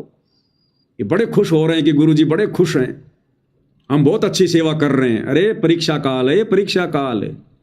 इस समय तुम सतगुरु से जहर खाने की प्रार्थना लेकर जाओगे तो आदेश मिलेगा खा लो, क्या पता बाद में मौका मिले ना मिले, खा लो। तो भाई और बहनों, ये गढ़ तो परमेश्वर की विशेष आत्माएं ही जीतेंगी इस कलयुग की पिछली पीढ़ी में। इसीलिए परमेश्वर ने अपनी वाणियों में कहा है, खोकापुर में काग मिले दिन दोई रे, अरबों में कोई हंस हमारा होई रे। और धर्मदास जी को परमात्मा ने कहा था, बहु जल में बहु काग हैं, कोए कोए हंस हमार, ए जी साधो कोए कोए हंस हमार। कहे कबीर धर्मदास से, कहे कबीर धर्मदास से, उनका खेवा उतारूं पार, निर्विकार निर्भय। बहु जल में बहु काग है और कोई कोई हंस हमार, कहें कबीर धर्मदास से, उनका खेवा उतारूं पार। कि संसार में 21 ब्रह्मांड में ज्यादातर तो काल के कव्वे हैं, जो भगत बनकर भी हंस नहीं बन पाएंगे, वो कव्वे प्रवृत्ति में रहेंगे। कहते हैं हमारे तो कोई कोई हंस होंगे जो हमारे नियमों पर चलेंगे, हमारी बातों को समझ पाएंगे, हमारे संकेतों के अनुसार चलेंगे, वो तो कोई कोई हंस होंगे। और कहे कबीर धर्मदास से, केवल उन्हीं को पार उतारूंगा, उनका खेवा उतारूं पार। तो भाई और बहनों, ये दया पूज्य गुरुदेव की वर्तमान में हम सत्सेवक भाई बहनों के ऊपर असीम है, छप्पर फाड़ है। जिन गलतियों को ये आश्रम वाले सहर्ष कर रहे हैं, उन गलतियों से हम भगत भाई बहनों को सबक मिल रहा है, शिक्षा मिल रही है। कि हे परमेश्वर, हमें तो इस प्रकार के कुकर्मों से बचाना, इस फालतू की ठेकेदारी से परमात्मा हमें तो बचाना। ये बंदे छोड़, जिस प्रकार इन आश्रम वालों की बुद्धि पर काल बैठा हुआ है, ये तनिक भी विचार नहीं कर पा रहे हम क्या कर रहे हैं। तो हमें गुरुदेव भगवान से और अधिक सद्बुद्धि मांगनी चाहिए, और अधिक भीख मांगनी चाहिए परमात्मा से कि परमेश्वर दया करो, हमारे ऊपर तो ऐसा दाव बिल्कुल भी ना लगे काल का। और उसके लिए भाई और बहनों कंडीशन वही है, यदि हमने जरा भी दोष देख लिया सतगुरु में, जरा भी मानुष वाली दृष्टि से सतगुरु को देख लिया, उसी समय हमारी बात बिगड़ जाएगी। दास ने कल परसों एक पोस्ट डाली थी फेसबुक पर, जिसमें दास ने कहा था कि भाई संत रामपाल जी सतलोक आश्रमों से जुड़ी संगत के भाई हैं, ना कि गुरु। कितने भगत सहमत हैं कमेंट्स में जरूर बताएं। तो बहुत सारे भगत भाई बहन जो समझदार हैं, संकेतों को समझने लग गए हैं, गुरुदेव की दया है, उन्होंने तो अपने विचार व्यक्त कर दिए कि भगत जी बिल्कुल सही बात है, संत रामपाल जी सतलोक आश्रमों से जुड़े हुए भगत भाई बहनों के गुरु नहीं हैं, उनके भाई हैं। भाई, गुरु तो केवल सत्सेवकों के हैं। तो समझदार आत्माओं ने तो अपने विचार व्यक्त कर दिए, बिल्कुल सही है। कुछ एक ऐसे थे जिनकी बुद्धि काल के यहां पर गिरवी रखी हुई है, घास चरने गई हुई है, उन्होंने अपने हिसाब से उल्टी सीधी बातें बोल दी। कुछ एक बेचारे ऐसे हैं जो अभी असमंजस की स्थिति में है, वो कुछ कह नहीं पाए कि भाई भाई कैसे हैं और गुरु कैसे हैं। इस बात का तो तभी पता चलेगा जब भाई भगत जी कोई वीडियो बनाएंगे। तो दास ने क्यों कहे ये शब्द भाई और बहनों, तो मूर्ख थोड़ी है जो हम लोग ऐसे डाल के छोड़ देंगे कोई भी चीज। यहां जो भी बात बोली जाती है प्रमाणों के साथ में बोली जाती है। तो वर्तमान में सतगुरु रामपाल जी सतलोक आश्रमों से जुड़ी हुई संगत के गुरु नहीं हैं, उनके भाई हैं, उनके भाई। और भाई के भरोसे सतलोक जाने के सौपन लो सौपन। कैसे हैं भाई और बहनों, क्योंकि ये ज्ञान मार्ग है, ज्ञान मार्ग। और ज्ञान मार्ग को ज्ञान से ही समझा जाएगा, जोर जबरदस्ती से नहीं समझा जाएगा। सतगुरु से भीख मांग मांग के ज्ञान की, सद्बुद्धि की, तब समझा जाएगा। अब कैसे हैं आश्रमों से जुड़ी संगत के भाई संत रामपाल जी। भाई और बहनों, कुछ दिन पहले एक एआई से इन्होंने 25 मिनट का वीडियो बनाया था, एक फिल्म बनाई थी इन्होंने कार्टून वाली, संत और परमात्मा का अद्भुत मिलन। और उसमें इन्होंने क्या सुनाया, क्या बताया, क्या दिखाया। रामपाल, तुम मेरी परम हंस आत्मा हो, जगत कल्याण के लिए मैंने ही तुझे भेजा है। रामपाल, तुम मेरी परम हंस आत्मा हो, जगत कल्याण के लिए मैंने ही तुझे भेजा है। बताओ, इस वीडियो में इन्होंने जो मन में आया, जो मुंह में आया, वो बुलवा दिया। घर की भाई लिखने वाला काका जो मर्जी लिखो, कौन हाथ पकड़ेगा भाई। लेकिन ये वीडियो भाई और बहनों आने वाले हजारों वर्षों तक, जब तक ये भक्ति मार्ग चलेगा, इन सतलोक आश्रम वालों की मंदबुद्धिता का सबूत देता रहेगा। इन्होंने ये वीडियो बनाकर अपने पैरों पर खुद ही जो है कुल्हाड़ी मारी है। इस वीडियो में क्या कहलवाया जा रहा है संत रामपाल जी के लिए, ये दाढ़ी मूंछ वाला एक कार्टून बना के छोड़ दिया कबीर। और इस कबीर के मुंह से क्या निकलवाया जा रहा है संत रामपाल जी के लिए कि रामपाल, तुम मेरी परम हंस आत्मा हो और मैंने ही तुझे जगत के कल्याण के लिए भेजा है। तो सतगुरु रामपाल जी कबीर जी के क्या हैं? परम हंस। अब हंस कहो, परम हंस कहो भाई और बहनों, आत्मा तो आत्मा ही है। जब कबीर भगवान ने सृष्टि रचना करते समय अपने शरीर से हम आत्माओं को उत्पन्न किया, तो किसी को परम हंस बना के उत्पन्न नहीं किया, सबको आत्मा रूप में उत्पन्न किया। आत्मा रूप में हम सब उनके लिए बराबर हैं, समान हैं, क्योंकि वे समदृष्टि हैं। तो यहां सतगुरु रामपाल जी को क्या बना दिया गया? आत्मा, कबीर की आत्मा। अब भाई और बहनों, आप और हम क्या हैं फिर आप और हम क्या हैं उस कबीर के? हम भी तो उनकी आत्मा हैं। अरे हम भी उनकी आत्मा, और संत रामपाल जी भी कबीर की आत्मा। तो आत्मा आत्मा का क्या रिश्ता हुआ? भाई भाई का। अरे बाप तो हमारा परमात्मा है कबीर, बाकी सब आत्मा है। तो खुद कबीर जी कह रहे हैं। अब कबीर जी कह रहे हैं, इसका मतलब संत रामपाल जी तो कबीर जी हो नहीं सकते, क्योंकि कबीर जी तो उनसे अलग सामने खड़े हैं। तो संत रामपाल जी चाहे आत्मा हो, चाहे वो परमहंस आत्मा हो, है तो जीव ही, फिर है तो आत्मा ही फिर, क्योंकि कबीर तो एक ही है सृष्टि में। तो कबीर तो सामने खड़ा है, दाढ़ी मूंछ वाला, और संत रामपाल जी को कह रहा कि तुम मेरी परमहंस आत्मा हो, यानी तुम मेरी आत्मा हो, मेरे बच्चे हो।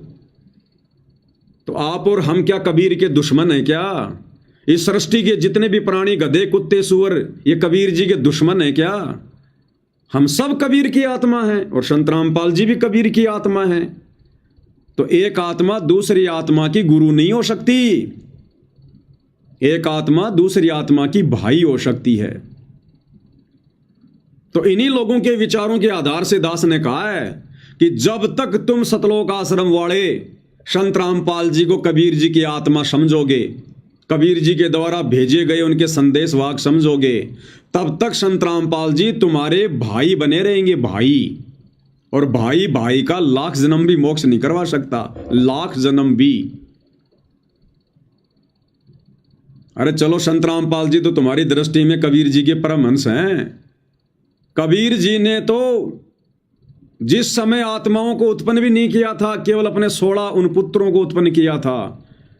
अपने 12वें नंबर के बेटे को, अचिंत को, साफ साफ कह दिया था कि आगे मेरे किसी भी कार्य में टांग मत अड़ाना, समर्थ का काम उसी को साजे, और करे तो मूर्ख बाजे। तुम्हारे बस की बात नहीं है सृष्टि रचना। तो बताओ भाई, फिर संत रामपाल जी क्या है? फिर जब अचिंत को ही उन्होंने पाबंद कर दिया कि आगे से सारे काम मैं करूंगा, तो संत रामपाल जी कौन हुए फिर? आप लोगों की नजरों में जीव, एक आत्मा, और आप खुद कहलवा रहे हो भाई, आप खुद उनको एक आत्मा घोषित कर रहे हो।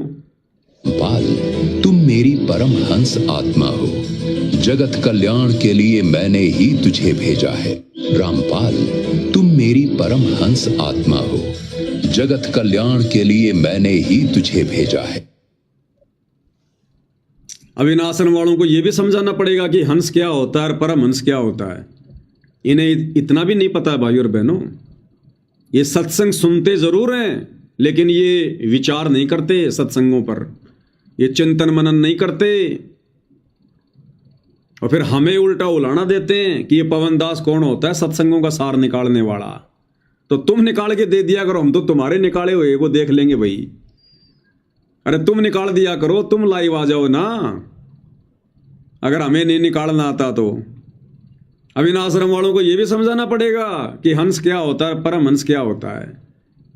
अब इस वीडियो में संत रामपाल जी को क्या क्या बोला गया? परमहंस आत्मा। इनको बुलवाना भी ढंग से नहीं आया, बुलवाना भी। परमहंस कौन होता है, इन मंदबुद्धियों को यह भी नहीं पता, ये फिल्म बनाने वालों को, कि परमहंस क्या होता है। एक तरफ तो संत रामपाल जी को परमहंस बता रहे हैं, और फिर उनको जन्म लिया हुआ भी बता रहे हैं कि संत रामपाल जी का तो जन्म हुआ है। अरे नालायकों, परमहंस का कभी जन्म होता है क्या? ये हिसार जेल से जो विशेष संदेश आ रहे हैं, इनमें क्या कह रहे हैं गुरुदेव भगवान? सुनते हो कि नहीं सुनते?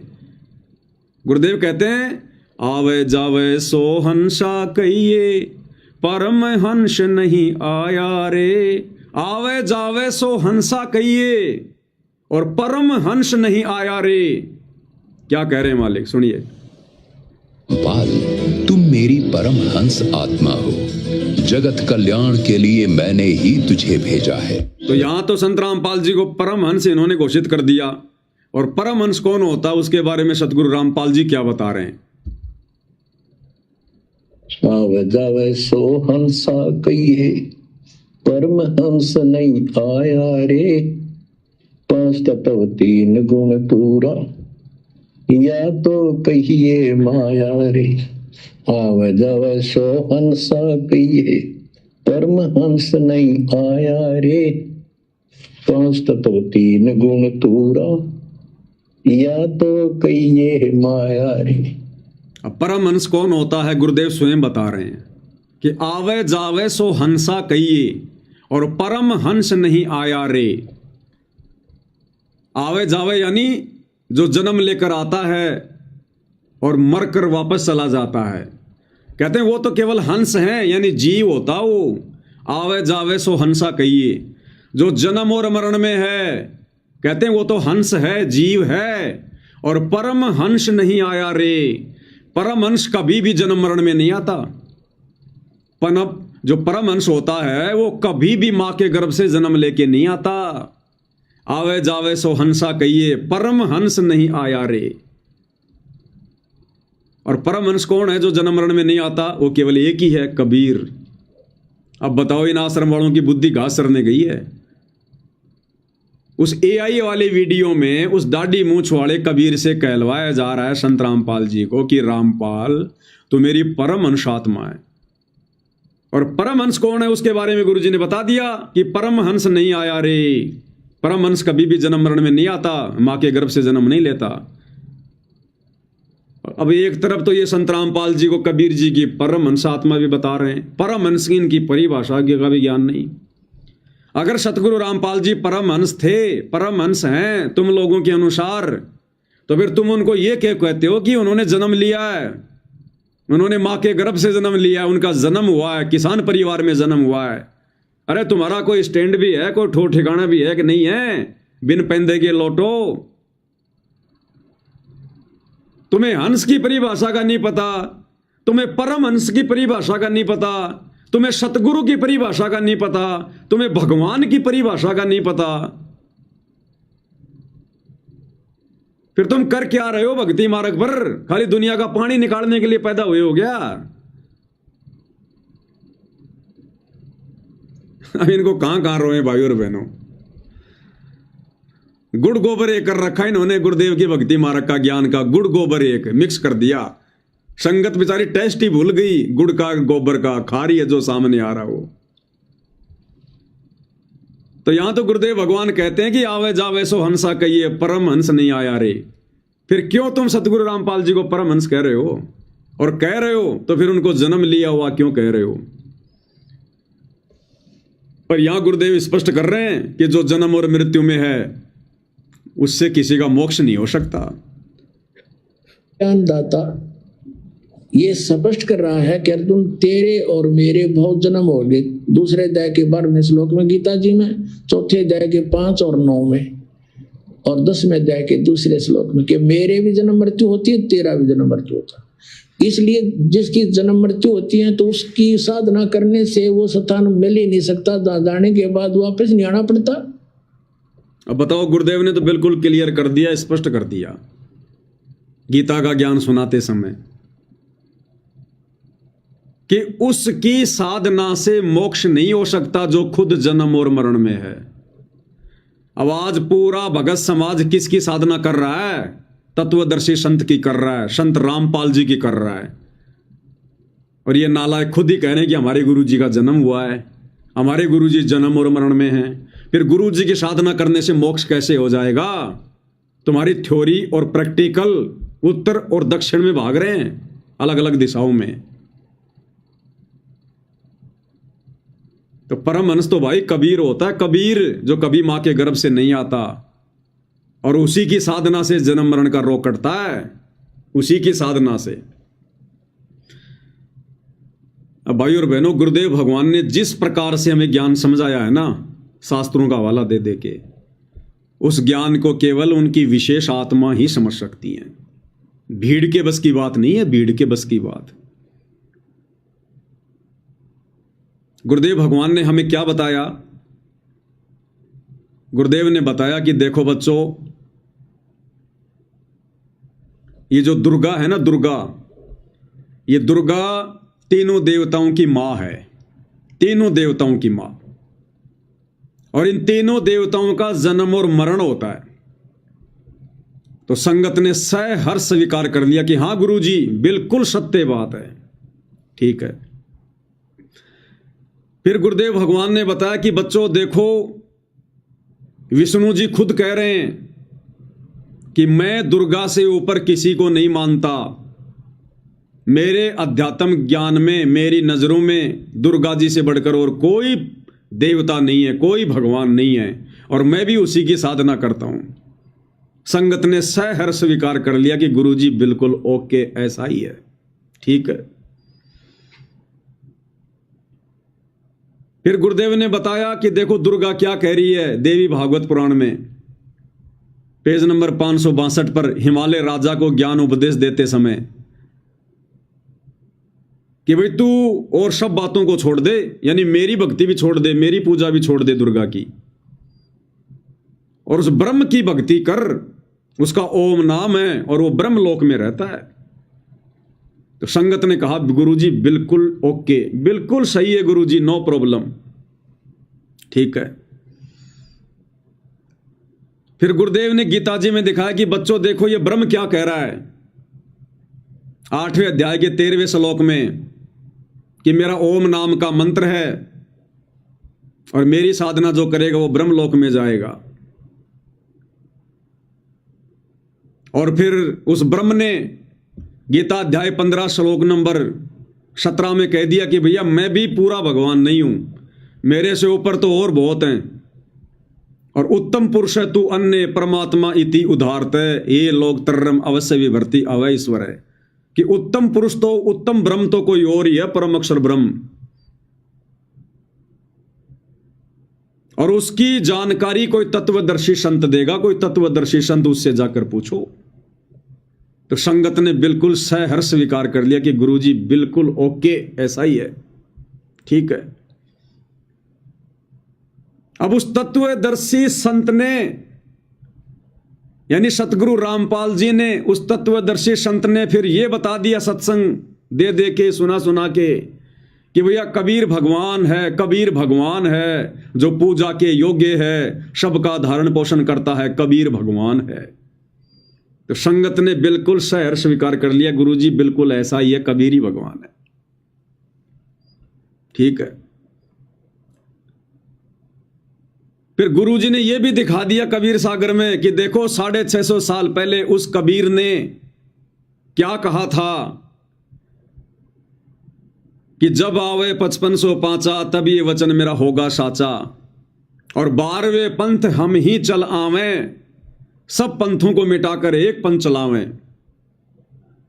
कबीर ने क्या कहा कि आगे चलकर पिछली पीढ़ी में 12वें पंथ में मैं कबीर खुद ही आऊंगा, लोगों को ज्ञान बताऊंगा, 13वां कबीर पंथ चलाऊंगा, गरीबदास के 12वें पंथ में आऊंगा। तो संगत ने बिल्कुल सहर्ष स्वीकार कर लिया कि गुरुजी बिल्कुल ऐसा ही है, कबीर जी आएंगे, ओके। अब उसके बाद सत्सेवकों ने बताना शुरू कर दिया कि देखो भाई 12वें पंथ में कौन आया है कबीर, 13वां पंथ आकर किसने चलाया, ये है कबीर संत रामपाल जी, ये है वो भगवान जो स्वयं आ गए हैं, जो उन्होंने 650 साल पहले बात कही थी कि 12वें पंथ में हम ही चलावें, सब पंथों को मिटाकर एक पंथ चलावें। तो भाई देख लो संगत वालों, 17 फरवरी 1988 को आदरणीय गरीबदास जी के 12वें पंथ में बिल्कुल लास्ट टाइम पर जब वो पंथ समाप्त होने वाला था, वो कबीर आ चुका है संत रामपाल जी के रूप में, और जो 13वां पंथ चलाने की बात कह रहा था, देख लो 1994 में उन्होंने 13वां पंथ शुरू कर दिया। अब इनके ये बात गले नहीं उतर रही, इनके खांसी हो जाती है फिर यहां पर खिच खिच, ना ना ना ये नहीं हो सकता, संत रामपाल जी कबीर नहीं हो सकते, ये पूर्ण ब्रह्म नहीं हो सकते, और सब बातें ठीक है तुम्हारी, लेकिन संत रामपाल जी पूर्ण ब्रह्म नहीं हो सकते, कबीर नहीं हो सकते।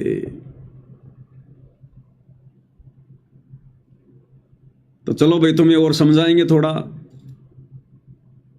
फिर इनको हम याद दिला रहे हैं कि भाई संत रामपाल जी तुम्हारी नजरों में अगर पूर्ण ब्रह्म नहीं है, कबीर नहीं है, आश्रम वालों, तो नित्य नियम पढ़ते हो तुम? हाँ नित्य नियम पढ़ते हैं, रोज सुनते हैं गुरुजी की आवाज में। तो नित्य नियम में गुरुजी क्या कहते हैं पूर्ण ब्रह्म के बारे में, सतगुरु के बारे में क्या कहते हैं, सतगुरु कौन है, सतगुरु कौन है वर्तमान में? तो भगत कहते हैं कि जी हमारे गुरु जी संत रामपाल जी हैं सतगुरु। अच्छा, संत रामपाल जी कच्चे सतगुरु हैं, पक्के सतगुरु? अरे पक्के सतगुरु, कच्चे का कोई मतलब ही नहीं है। तो सतगुरु के बारे में क्या लिखा है नित्य नियम में, तुम रोज सुनते हो? क्या लिखा है जी? सतगुरु पूर्ण ब्रह्म है और सतगुरु आप अलेख, सतगुरु रमता राम है, इसमें मीन न मेख। अरे आश्रम वालों, पूर्ण ब्रह्म कौन है? पूर्ण ब्रह्म तो कबीर है, कबीर। और यहां किसको कहा जा रहा है पूर्ण ब्रह्म? सतगुरु को, कि सतगुरु ही पूर्ण ब्रह्म है और सतगुरु आप अलेख, सतगुरु ही वो अदृश्य परमात्मा है जो निर्गुण रूप में सतलोक में बैठा हुआ है। आप अलेख यानी जिसको कोई लख नहीं सकता, जिसको कोई देख नहीं सकता अपनी मर्जी से। और सतगुरु ही रमता राम है। रमता राम यानी विचरण करने वाला, जगह जगह प्रकट होकर अपना ज्ञान प्रचार करने वाला, घूम घूम के, उसको कहते हैं रमता राम। सतगुरु ही रमता राम है। और कहते हैं या में मीन ना मेख, यानी इनमें बिल्कुल भी संदेह की कोई गुंजाइश नहीं है। फिर भी संगत कहती है कि नहीं नहीं नहीं नहीं नहीं नहीं, संत रामपाल जी सतगुरु तो हैं लेकिन पूर्ण ब्रह्म नहीं है। ये कबीर नहीं हो सकते, पूर्ण ब्रह्म नहीं है। सतलोक में ये संत रामपाल जी नहीं हो सकते कबीर रूप में। वो पूर्ण ब्रह्म तो कोई और है, दाढ़ी वाला, मूछ वाला। अब कैसे समझाएं भाई तुम्हें? चलो और क्या बताएं तुम्हें। अच्छा ये बताओ, जो गरीबदास जी को आकर मिले थे वो कौन थे? अरे वो तो पूर्ण ब्रह्म थे, कबीर भगवान थे, जो जिंदा बाबा के रूप में गरीबदास जी को आकर मिले 10 साल की उम्र में गांव छुड़ाने के खेतों में। उनको सतलोक लेकर गए, उनको सचखंड दिखाया। वो तो कबीर थे, भगवान थे, पूर्ण ब्रह्म थे, उसमें कोई मीन मेख नहीं है। सारी सृष्टि के मालिक हैं वो। उनके अलावा भला दूसरा कबीर और कौन आ गया? तो संगत के ये स्टेटमेंट होते हैं फिर गरीबदास जी के गुरु के लिए कि वो पूर्ण ब्रह्म है, पूर्ण ब्रह्म। अब भाई और बहनों,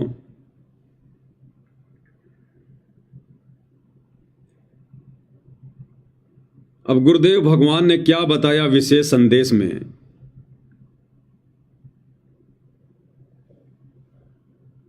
कि नालायको, तुम जिस गरीब दास के गुरु को पूर्ण ब्रह्म कह रहे हो, परमात्मा कह रहे हो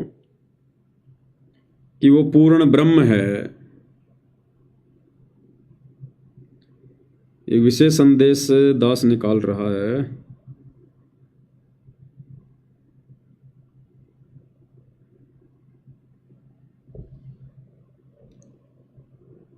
कि जो गरीबदास जी को मिले थे वो तो पूर्ण ब्रह्म है, पूर्ण ब्रह्म कबीर हैं, कोई मीन मेख नहीं है। अब भाई और बहनों, विशेष संदेश में गुरुदेव भगवान ने क्या कहा? कि नालायक, वो गरीबदास को जो आकर मिला था, जो गरीबदास का गुरु था, जिंदा बाबा, अरे मैं वही तो हूं। अरे तुम्हारा गुरु रामपाल मैं वही तो हूं जो तुम्हारे सामने प्रत्यक्ष प्रकट हूं, और गरीबदास जी के समय भी मैं ही था। क्या कहा गुरुदेव ने विशेष संदेश में? तो क्या बताते हैं? उत्तर दक्षिण पूर्व पश्चिम फिरता दाने दाने नो,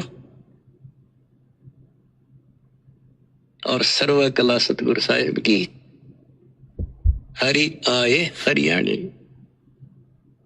गरीबदास जी के समय आए तेरी बारे भाई प्रगट सामने था रे, पहचाने जात पहचान लियो। गरीबदास जी के समय आए तेरी बारे भाई प्रगट सामने था रे, पहचाने जात पहचान लियो। गरीबदास जी के समय आए तेरी बारे भाई प्रगट सामने था रे, पहचाने जात पहचान लियो। क्या कह रहे हैं सतगुरु रामपाल जी विशेष संदेश नंबर 75 में? कि भाई गरीबदास जी के समय आए थे और आज तुम्हारे सामने प्रत्यक्ष प्रकट हैं। पिछाने जाए तो पिछाड़ लो भाई, पिछाने जाए तो पिछाड़ लो। अब संगत थोड़ा सा सोचने पर मजबूर होती है कि भाई हम तो गरीबदास जी के गुरु को पूर्ण ब्रह्म मान रहे हैं, कबीर मान रहे हैं, और यहां तो गुरुदेव ने जेल से जो संदेश भेजे हैं 75 नंबर विशेष संदेश में साफ साफ कह दिया कि रे वो मैं तो हूं जो गरीबदास का गुरु बन के आया था, कि भाई गरीबदास जी के समय आए थे और आज तुम्हारे सामने प्रत्यक्ष प्रकट है, पहचाने जाए तो पहचान लो। लेकिन फिर संगत के मन में आती है कि ये पूर्ण ब्रह्म तो चलो ठीक है, पर ये वो पूर्ण ब्रह्म नहीं हो सकता जो सतलोक में बैठा है, सतलोक में। तो फिर हम सत्य वगैरह को समझाते हैं, तुम संध्या आरती भी करते हो नहीं करते? हाँ करते हैं ना संध्या आरती। कैसे करते हो? अरे गुरुजी का ऑडियो वीडियो चला के करते हैं, काम भी करते हैं और संध्या आरती भी करते हैं। तो नालायको उसी संध्या आरती में जब पेज नंबर 58 पे हम जाते हैं, 58 पेज नंबर पर संध्या आरती में, अब आश्रम वालों की तो पता नहीं कितने पेज नंबर है, लेकिन सात संगत वाली तो 58 पेज नंबर है। तो जब 58 पेज नंबर पे जाते हैं तो इसमें क्या वाणी आ रही है कि पूर्ण ब्रह्म कौन है, सतलोक में कौन बैठा है? अनंत कोटि जाके बाजे बाजें और पूर्ण ब्रह्म अमरपुर साजें। अरे अभी तुमने मान तो लिया था कि गरीबदास जी के गुरु पूर्ण ब्रह्म है, और अब तुम्हारे को गुरुदेव भगवान के मुख कमल से वीडियो सुना दिया, ऑडियो इसार जेल वाला, कि भाई गरीबदास जी के समय आए थे और अब तुम्हारे सामने प्रत्यक्ष प्रकट हैं, पहचान सको तो पहचान लो। तो कौन हुए फिर पूर्ण ब्रह्म वर्तमान में? सतगुरु रामपाल जी हुए ना। हाँ, तो सतलोक में फिर कौन बैठा है? इस वाणी के अनुसार पूर्ण ब्रह्म, अनंत कोटि जाके बाजे बाजे, पूर्ण ब्रह्म अमरपुर साजें। फिर भी संगत का थोड़ा पेटा सा नहीं भरता कि नहीं नहीं नहीं, नहीं मजा नहीं आया, पूरी तरह से मजा नहीं आया। कोई और हमारे जैसा कोई भगत कहे तब बात बने। ये सत्सेवकों की बात नहीं मानेंगे, कोई आश्रम वाला कहे ना ये बात भगत कि भाई सतलोक में गुरुजी बैठे हुए हैं, तब बात बनाए। ऐसे ऐसे तो पूर्ण ब्रह्म नहीं। अब इनको भाई और बहनों इन्हीं के भक्तों के एंट्री सुना देते हैं आश्रम वालों के, क्योंकि हमारे ऊपर तो ये विश्वास करते नहीं है। तो आश्रम वालों के सुना देते हैं भाई और बहनों। कम से कम उनकी बात मान के भी अगर इनकी बुद्धि ठिकाने आ जाए तो इन भोली आत्माओं का भला हो जाए, इनका भला हो जाए अगर इनकी बात भी मान लेंगे तो। अगर ये तो भाई तुम्हें आश्रम वालों के एक दो इंटरव्यू सुना देते हैं। ये इंटरव्यू हमने तो बनाए नहीं, हम तो इनको जानते भी नहीं। इन सतलोक आश्रमों में इन्होंने इंटरव्यू दिए हैं। तो ये आश्रमों से जुड़ी एक बहन है, ये बहन ही तुम्हें बताएगी भाई कम से कम इनकी बात तो मान लेना। अगर सत्सेवकों की नहीं मानो तो इन आश्रमों से जुड़े हुए लोगों की तो मान लो। ये बहन कह रही है मैं सतलोक में गई थी, मुझे गुरुजी लेकर गए थे, और सतलोक के सिंहासन पर कौन बैठे हुए थे? मुझे गुरुजी लेकर गए, और जब मैंने वहां देखा कबीर साहिब बैठे वहां सिंहासन पर और संत रामपाल जी उसके ऊपर चवर कर रहे हैं, तो मेरे मन में आया कि ये है कबीर भगवान जिस पर संत रामपाल जी चवर कर रहे हैं। फिर मैं क्या देखती हूं, वो कबीर भगवान दाढ़ी मूंछ वाला जिसको मैं कबीर मान रही थी वो खड़ा हुआ, और संत रामपाल जी सिंहासन पर बैठ गए, और उसके बाद में वो दाढ़ी मूंछ वाला कबीर संत रामपाल जी पे चवर कर रहा है, और थोड़ी देर बाद में दाढ़ी मूंछ वाला संत रामपाल जी के अंदर समा गया, अकेले संत रामपाल जी बच गए।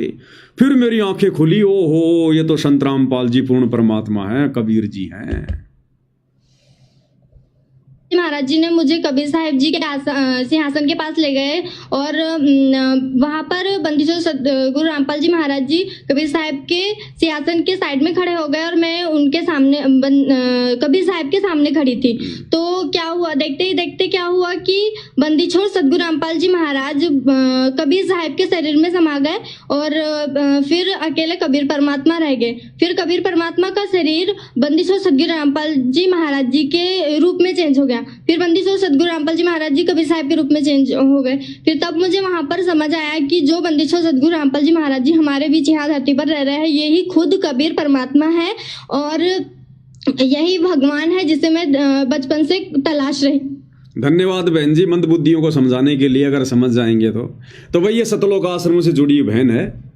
इंटरव्यू देने वाली भी तुम्हारी बहन, इंटरव्यू लेने वाले भी तुम्हारे भाई, और इन इंटरव्यू को तुम टीवी चैनलों पर चलाते हो। और फिर भी तुम्हें यदि यकीन नहीं है कि ये बहन जो कह रही है वो सही होगा, तो फिर ये सत्संग सुनना छोड़ दो।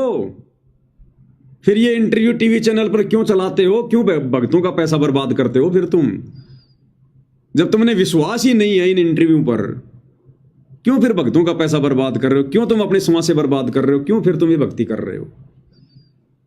तो क्लियर कर दिया इस बहन ने। ऐसे बहुत सारे इंटरव्यू मेरे पास में, हर बार सुनाता हूं आप भाई बहनों को कि सतलोक के सिंहासन पर कौर बैठे हुए हैं। तो ये सारी बातें देख के फिर इन आश्रम वालों को भाई और बहनों इतनी तो समझ में आ जाती है कि भाई दाल में कुछ काला है, दाल में कुछ काला है। इतना सब कुछ देखकर ये कंफ्यूजन वाली स्थिति में आ चुके हैं आश्रम वाले। कंफ्यूजन कि भाई वास्तव में असली कबीर ये ढाडी मूछ वाला है या असली कबीर संत रामपाल जी हैं। तो ये कंफ्यूजन वाली स्थिति में आ गई। अभी ये क्लियर अभी भी नहीं है, कंफ्यूजन वाली स्थिति में है। एक सत्संग में गुरुदेव भगवान ने बताया, सत्संग में बताया या शायद वैसे, दो व्यक्ति थे, पुराने समय की बात है। दो व्यक्ति थे बेचारे, गांव से वो एक बार दिल्ली चले गए, दिल्ली। अब दिल्ली जाते जाते उनको रात्रि हो गई, शाम हो गई। अब शाम के समय तो बाजार वगैरह धीरे धीरे बंद होने लगे जाते हैं। तो तकरीबन सर्दियों का टाइम था, 7:30-8 बजे के आसपास वो ट्रेन से दिल्ली उतरे। और दिल्ली उतरते जैसे ही वो, पहली बार गए थे बेचारे, गांव में रहने वाले थे, ज़्यादा जानकारी थी नहीं उनको। जैसे ही स्टेशन के बाहर निकले तो बाहर निकलते उन्होंने क्या देखा, एक आदमी अमरूद बेच रहा है। अब गांव में बेचारे सूखी सूखी रोटी खाने वाले, साग सब्जी खाने वाले, अंग्रेजों के ज़माने की बात, इतनी गरीबी। तो उसने वो हरे हरे अमरूद देखकर रेडी पर और पूछा कि भाई साहब ये क्या है? तो उस आदमी को उस रेडी वाले ने बताया कि अमरूद हैं। अमरूद? हाँ बोले अमरूद। उसने रट्टा मार लिया, अमरूद अमरूद। कि गांव वाले पूछेंगे, उनको बताना भी तो पड़ेगा ना, तो क्या क्या देख के आया दिल्ली में। थोड़ा सा आगे गया तो एक आदमी हाथी लेकर जा रहा था। उसने देखा, अरे ये क्या है भाई, हमारे गांव की भैंसों से भी बड़ा, ऊंट से भी बड़ा, ये क्या है भाई? उसने पूछा, अरे भाई ये क्या है? बोले हाथी है, हाथी। हाथी? बोले हाँ हाथी है ये। और ज्यादा अंधेरा हो गया। वो बेचारा जहां गया था अपना काम धाम करके, रात को ही वापस ट्रेन में बैठ के गांव आ गया। अब भाई और बहनों, साल 6 महीने बाद में एक महावत अपना हाथी लेकर उस गांव में चला गया। गांव गांव जाता था वो मांगने के लिए कि लोग इस हाथी को देख देख के, इसको गणेश जी का अवतार मान मान के, क्योंकि पहले बहुत ज़्यादा भोले थे लोग, शिक्षा थी नहीं। ऐसे कोई हाथी आ जाता था, उसके सूंड के हाथ लगा लगा के, जय महाराज, जय हो गणेश जी, जय हो गणेश जी, अनाज वगैरह पैसे वगैरह दे दिया करते थे। तो पहली बार उस गांव में हाथी आया, पहली बार, गांव वालों ने भी नहीं देखा कभी जिंदगी में। अब जो महावत हाथी लेकर आया तो गांव वाले एक बार तो डर गए कि भाई ये क्या सांग आ गया। लेकिन जब देखा इसके ऊपर एक आदमी बैठा हुआ तो थोड़ी उनको हिम्मत बंधी कि है तो कोई कंट्रोल में चीज ये। अब गांव वाले यूं देखें उसके, लेकिन समझ में क्या हुआ, क्योंकि पहले कभी देखा हुआ नहीं। और महावत ये देख रहा कि भाई ये लोग अचंबा मान रहे हैं, क्योंकि गांव में पहले कभी हाथी आया नहीं। तो एक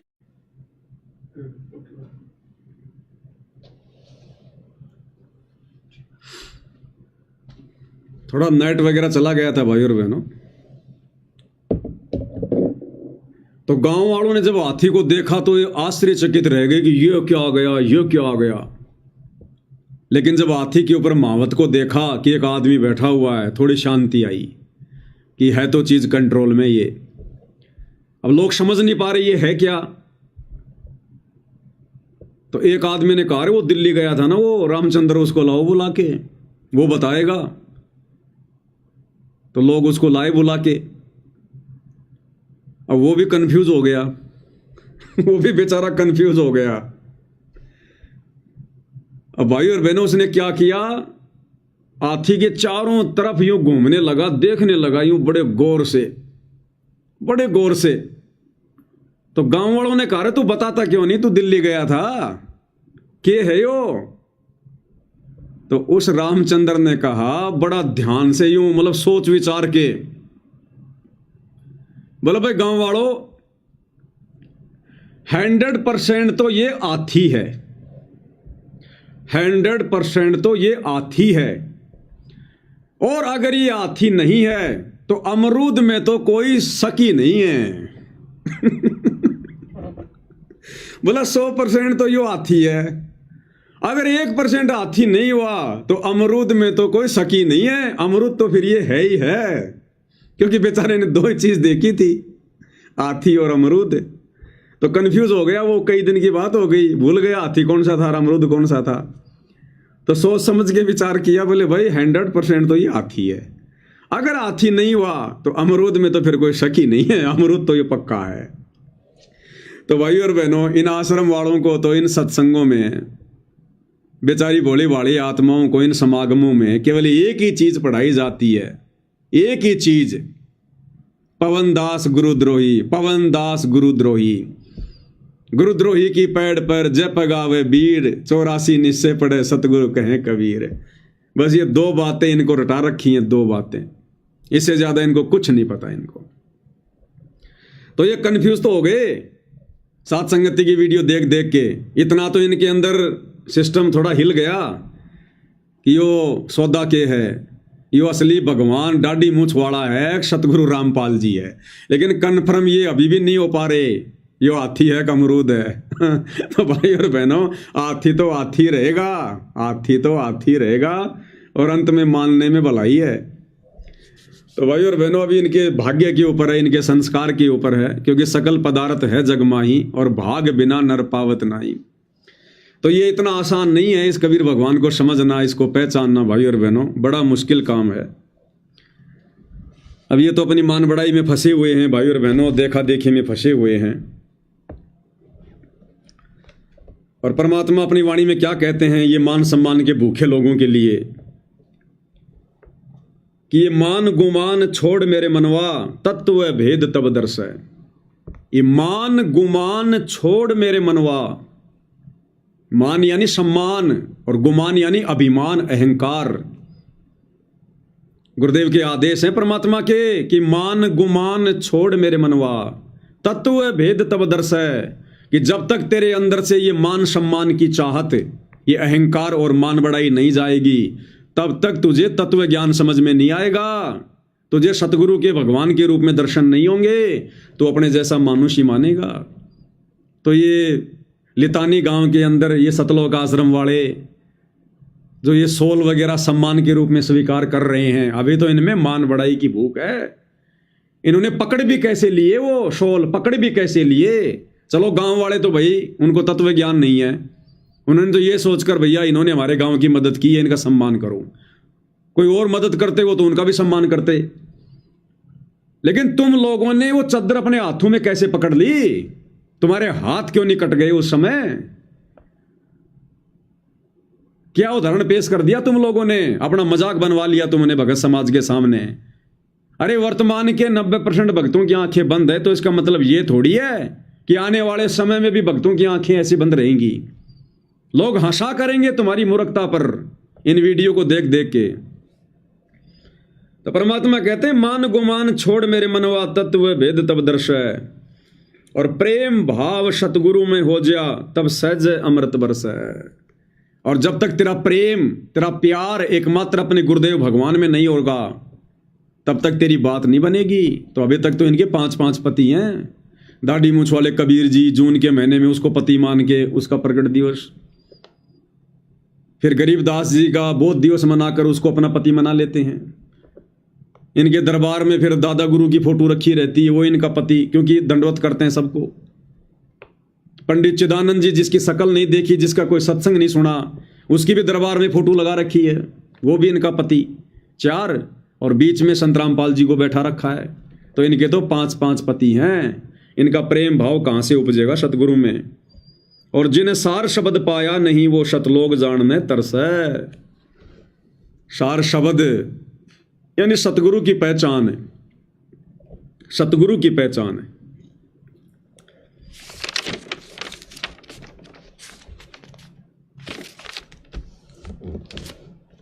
तो भाई और बहनों, एक छोटा सा शब्द है परमात्मा का, ये गा लेते हैं मालिक की महिमा में।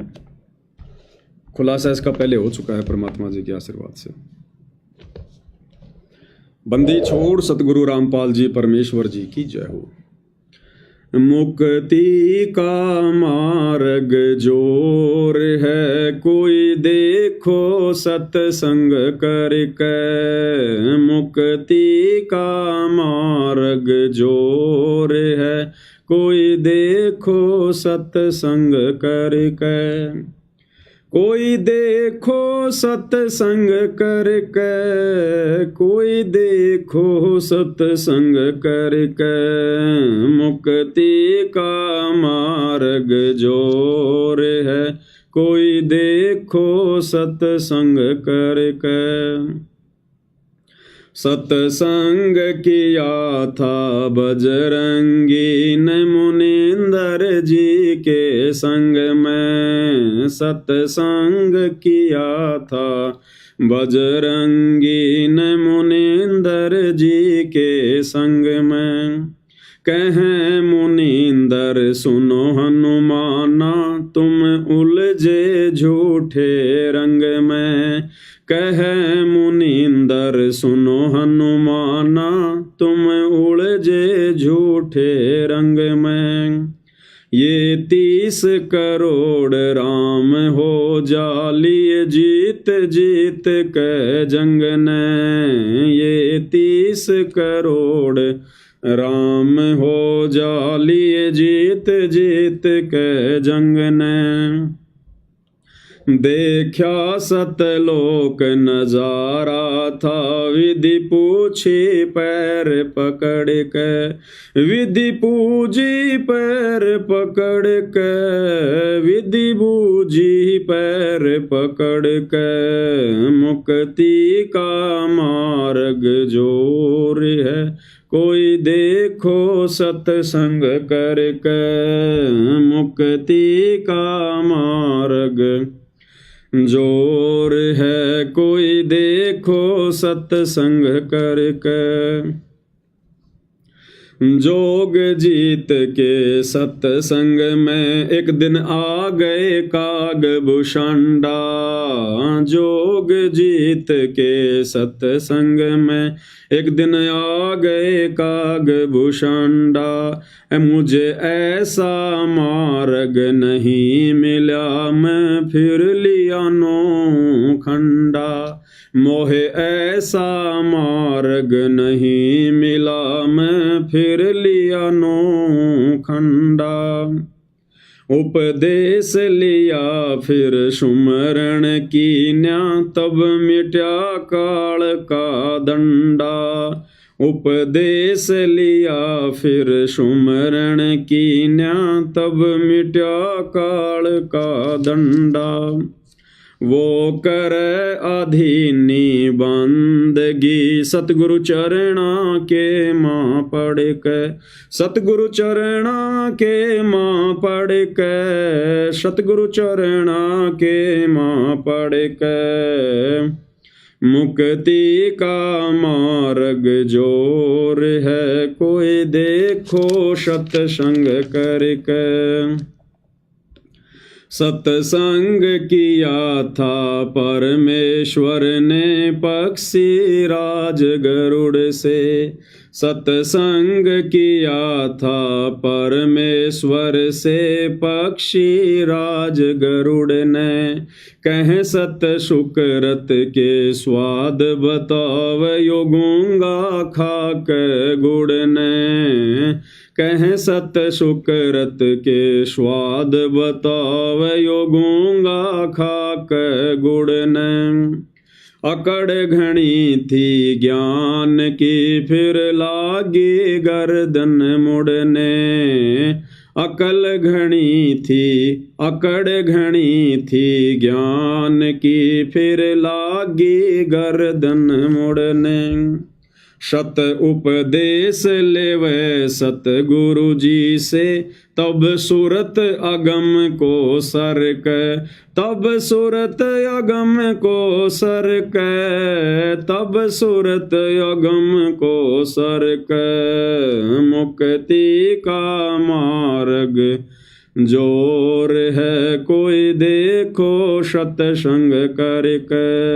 मुक्ति का मार्ग जोर है, कोई देखो सत्संग करके।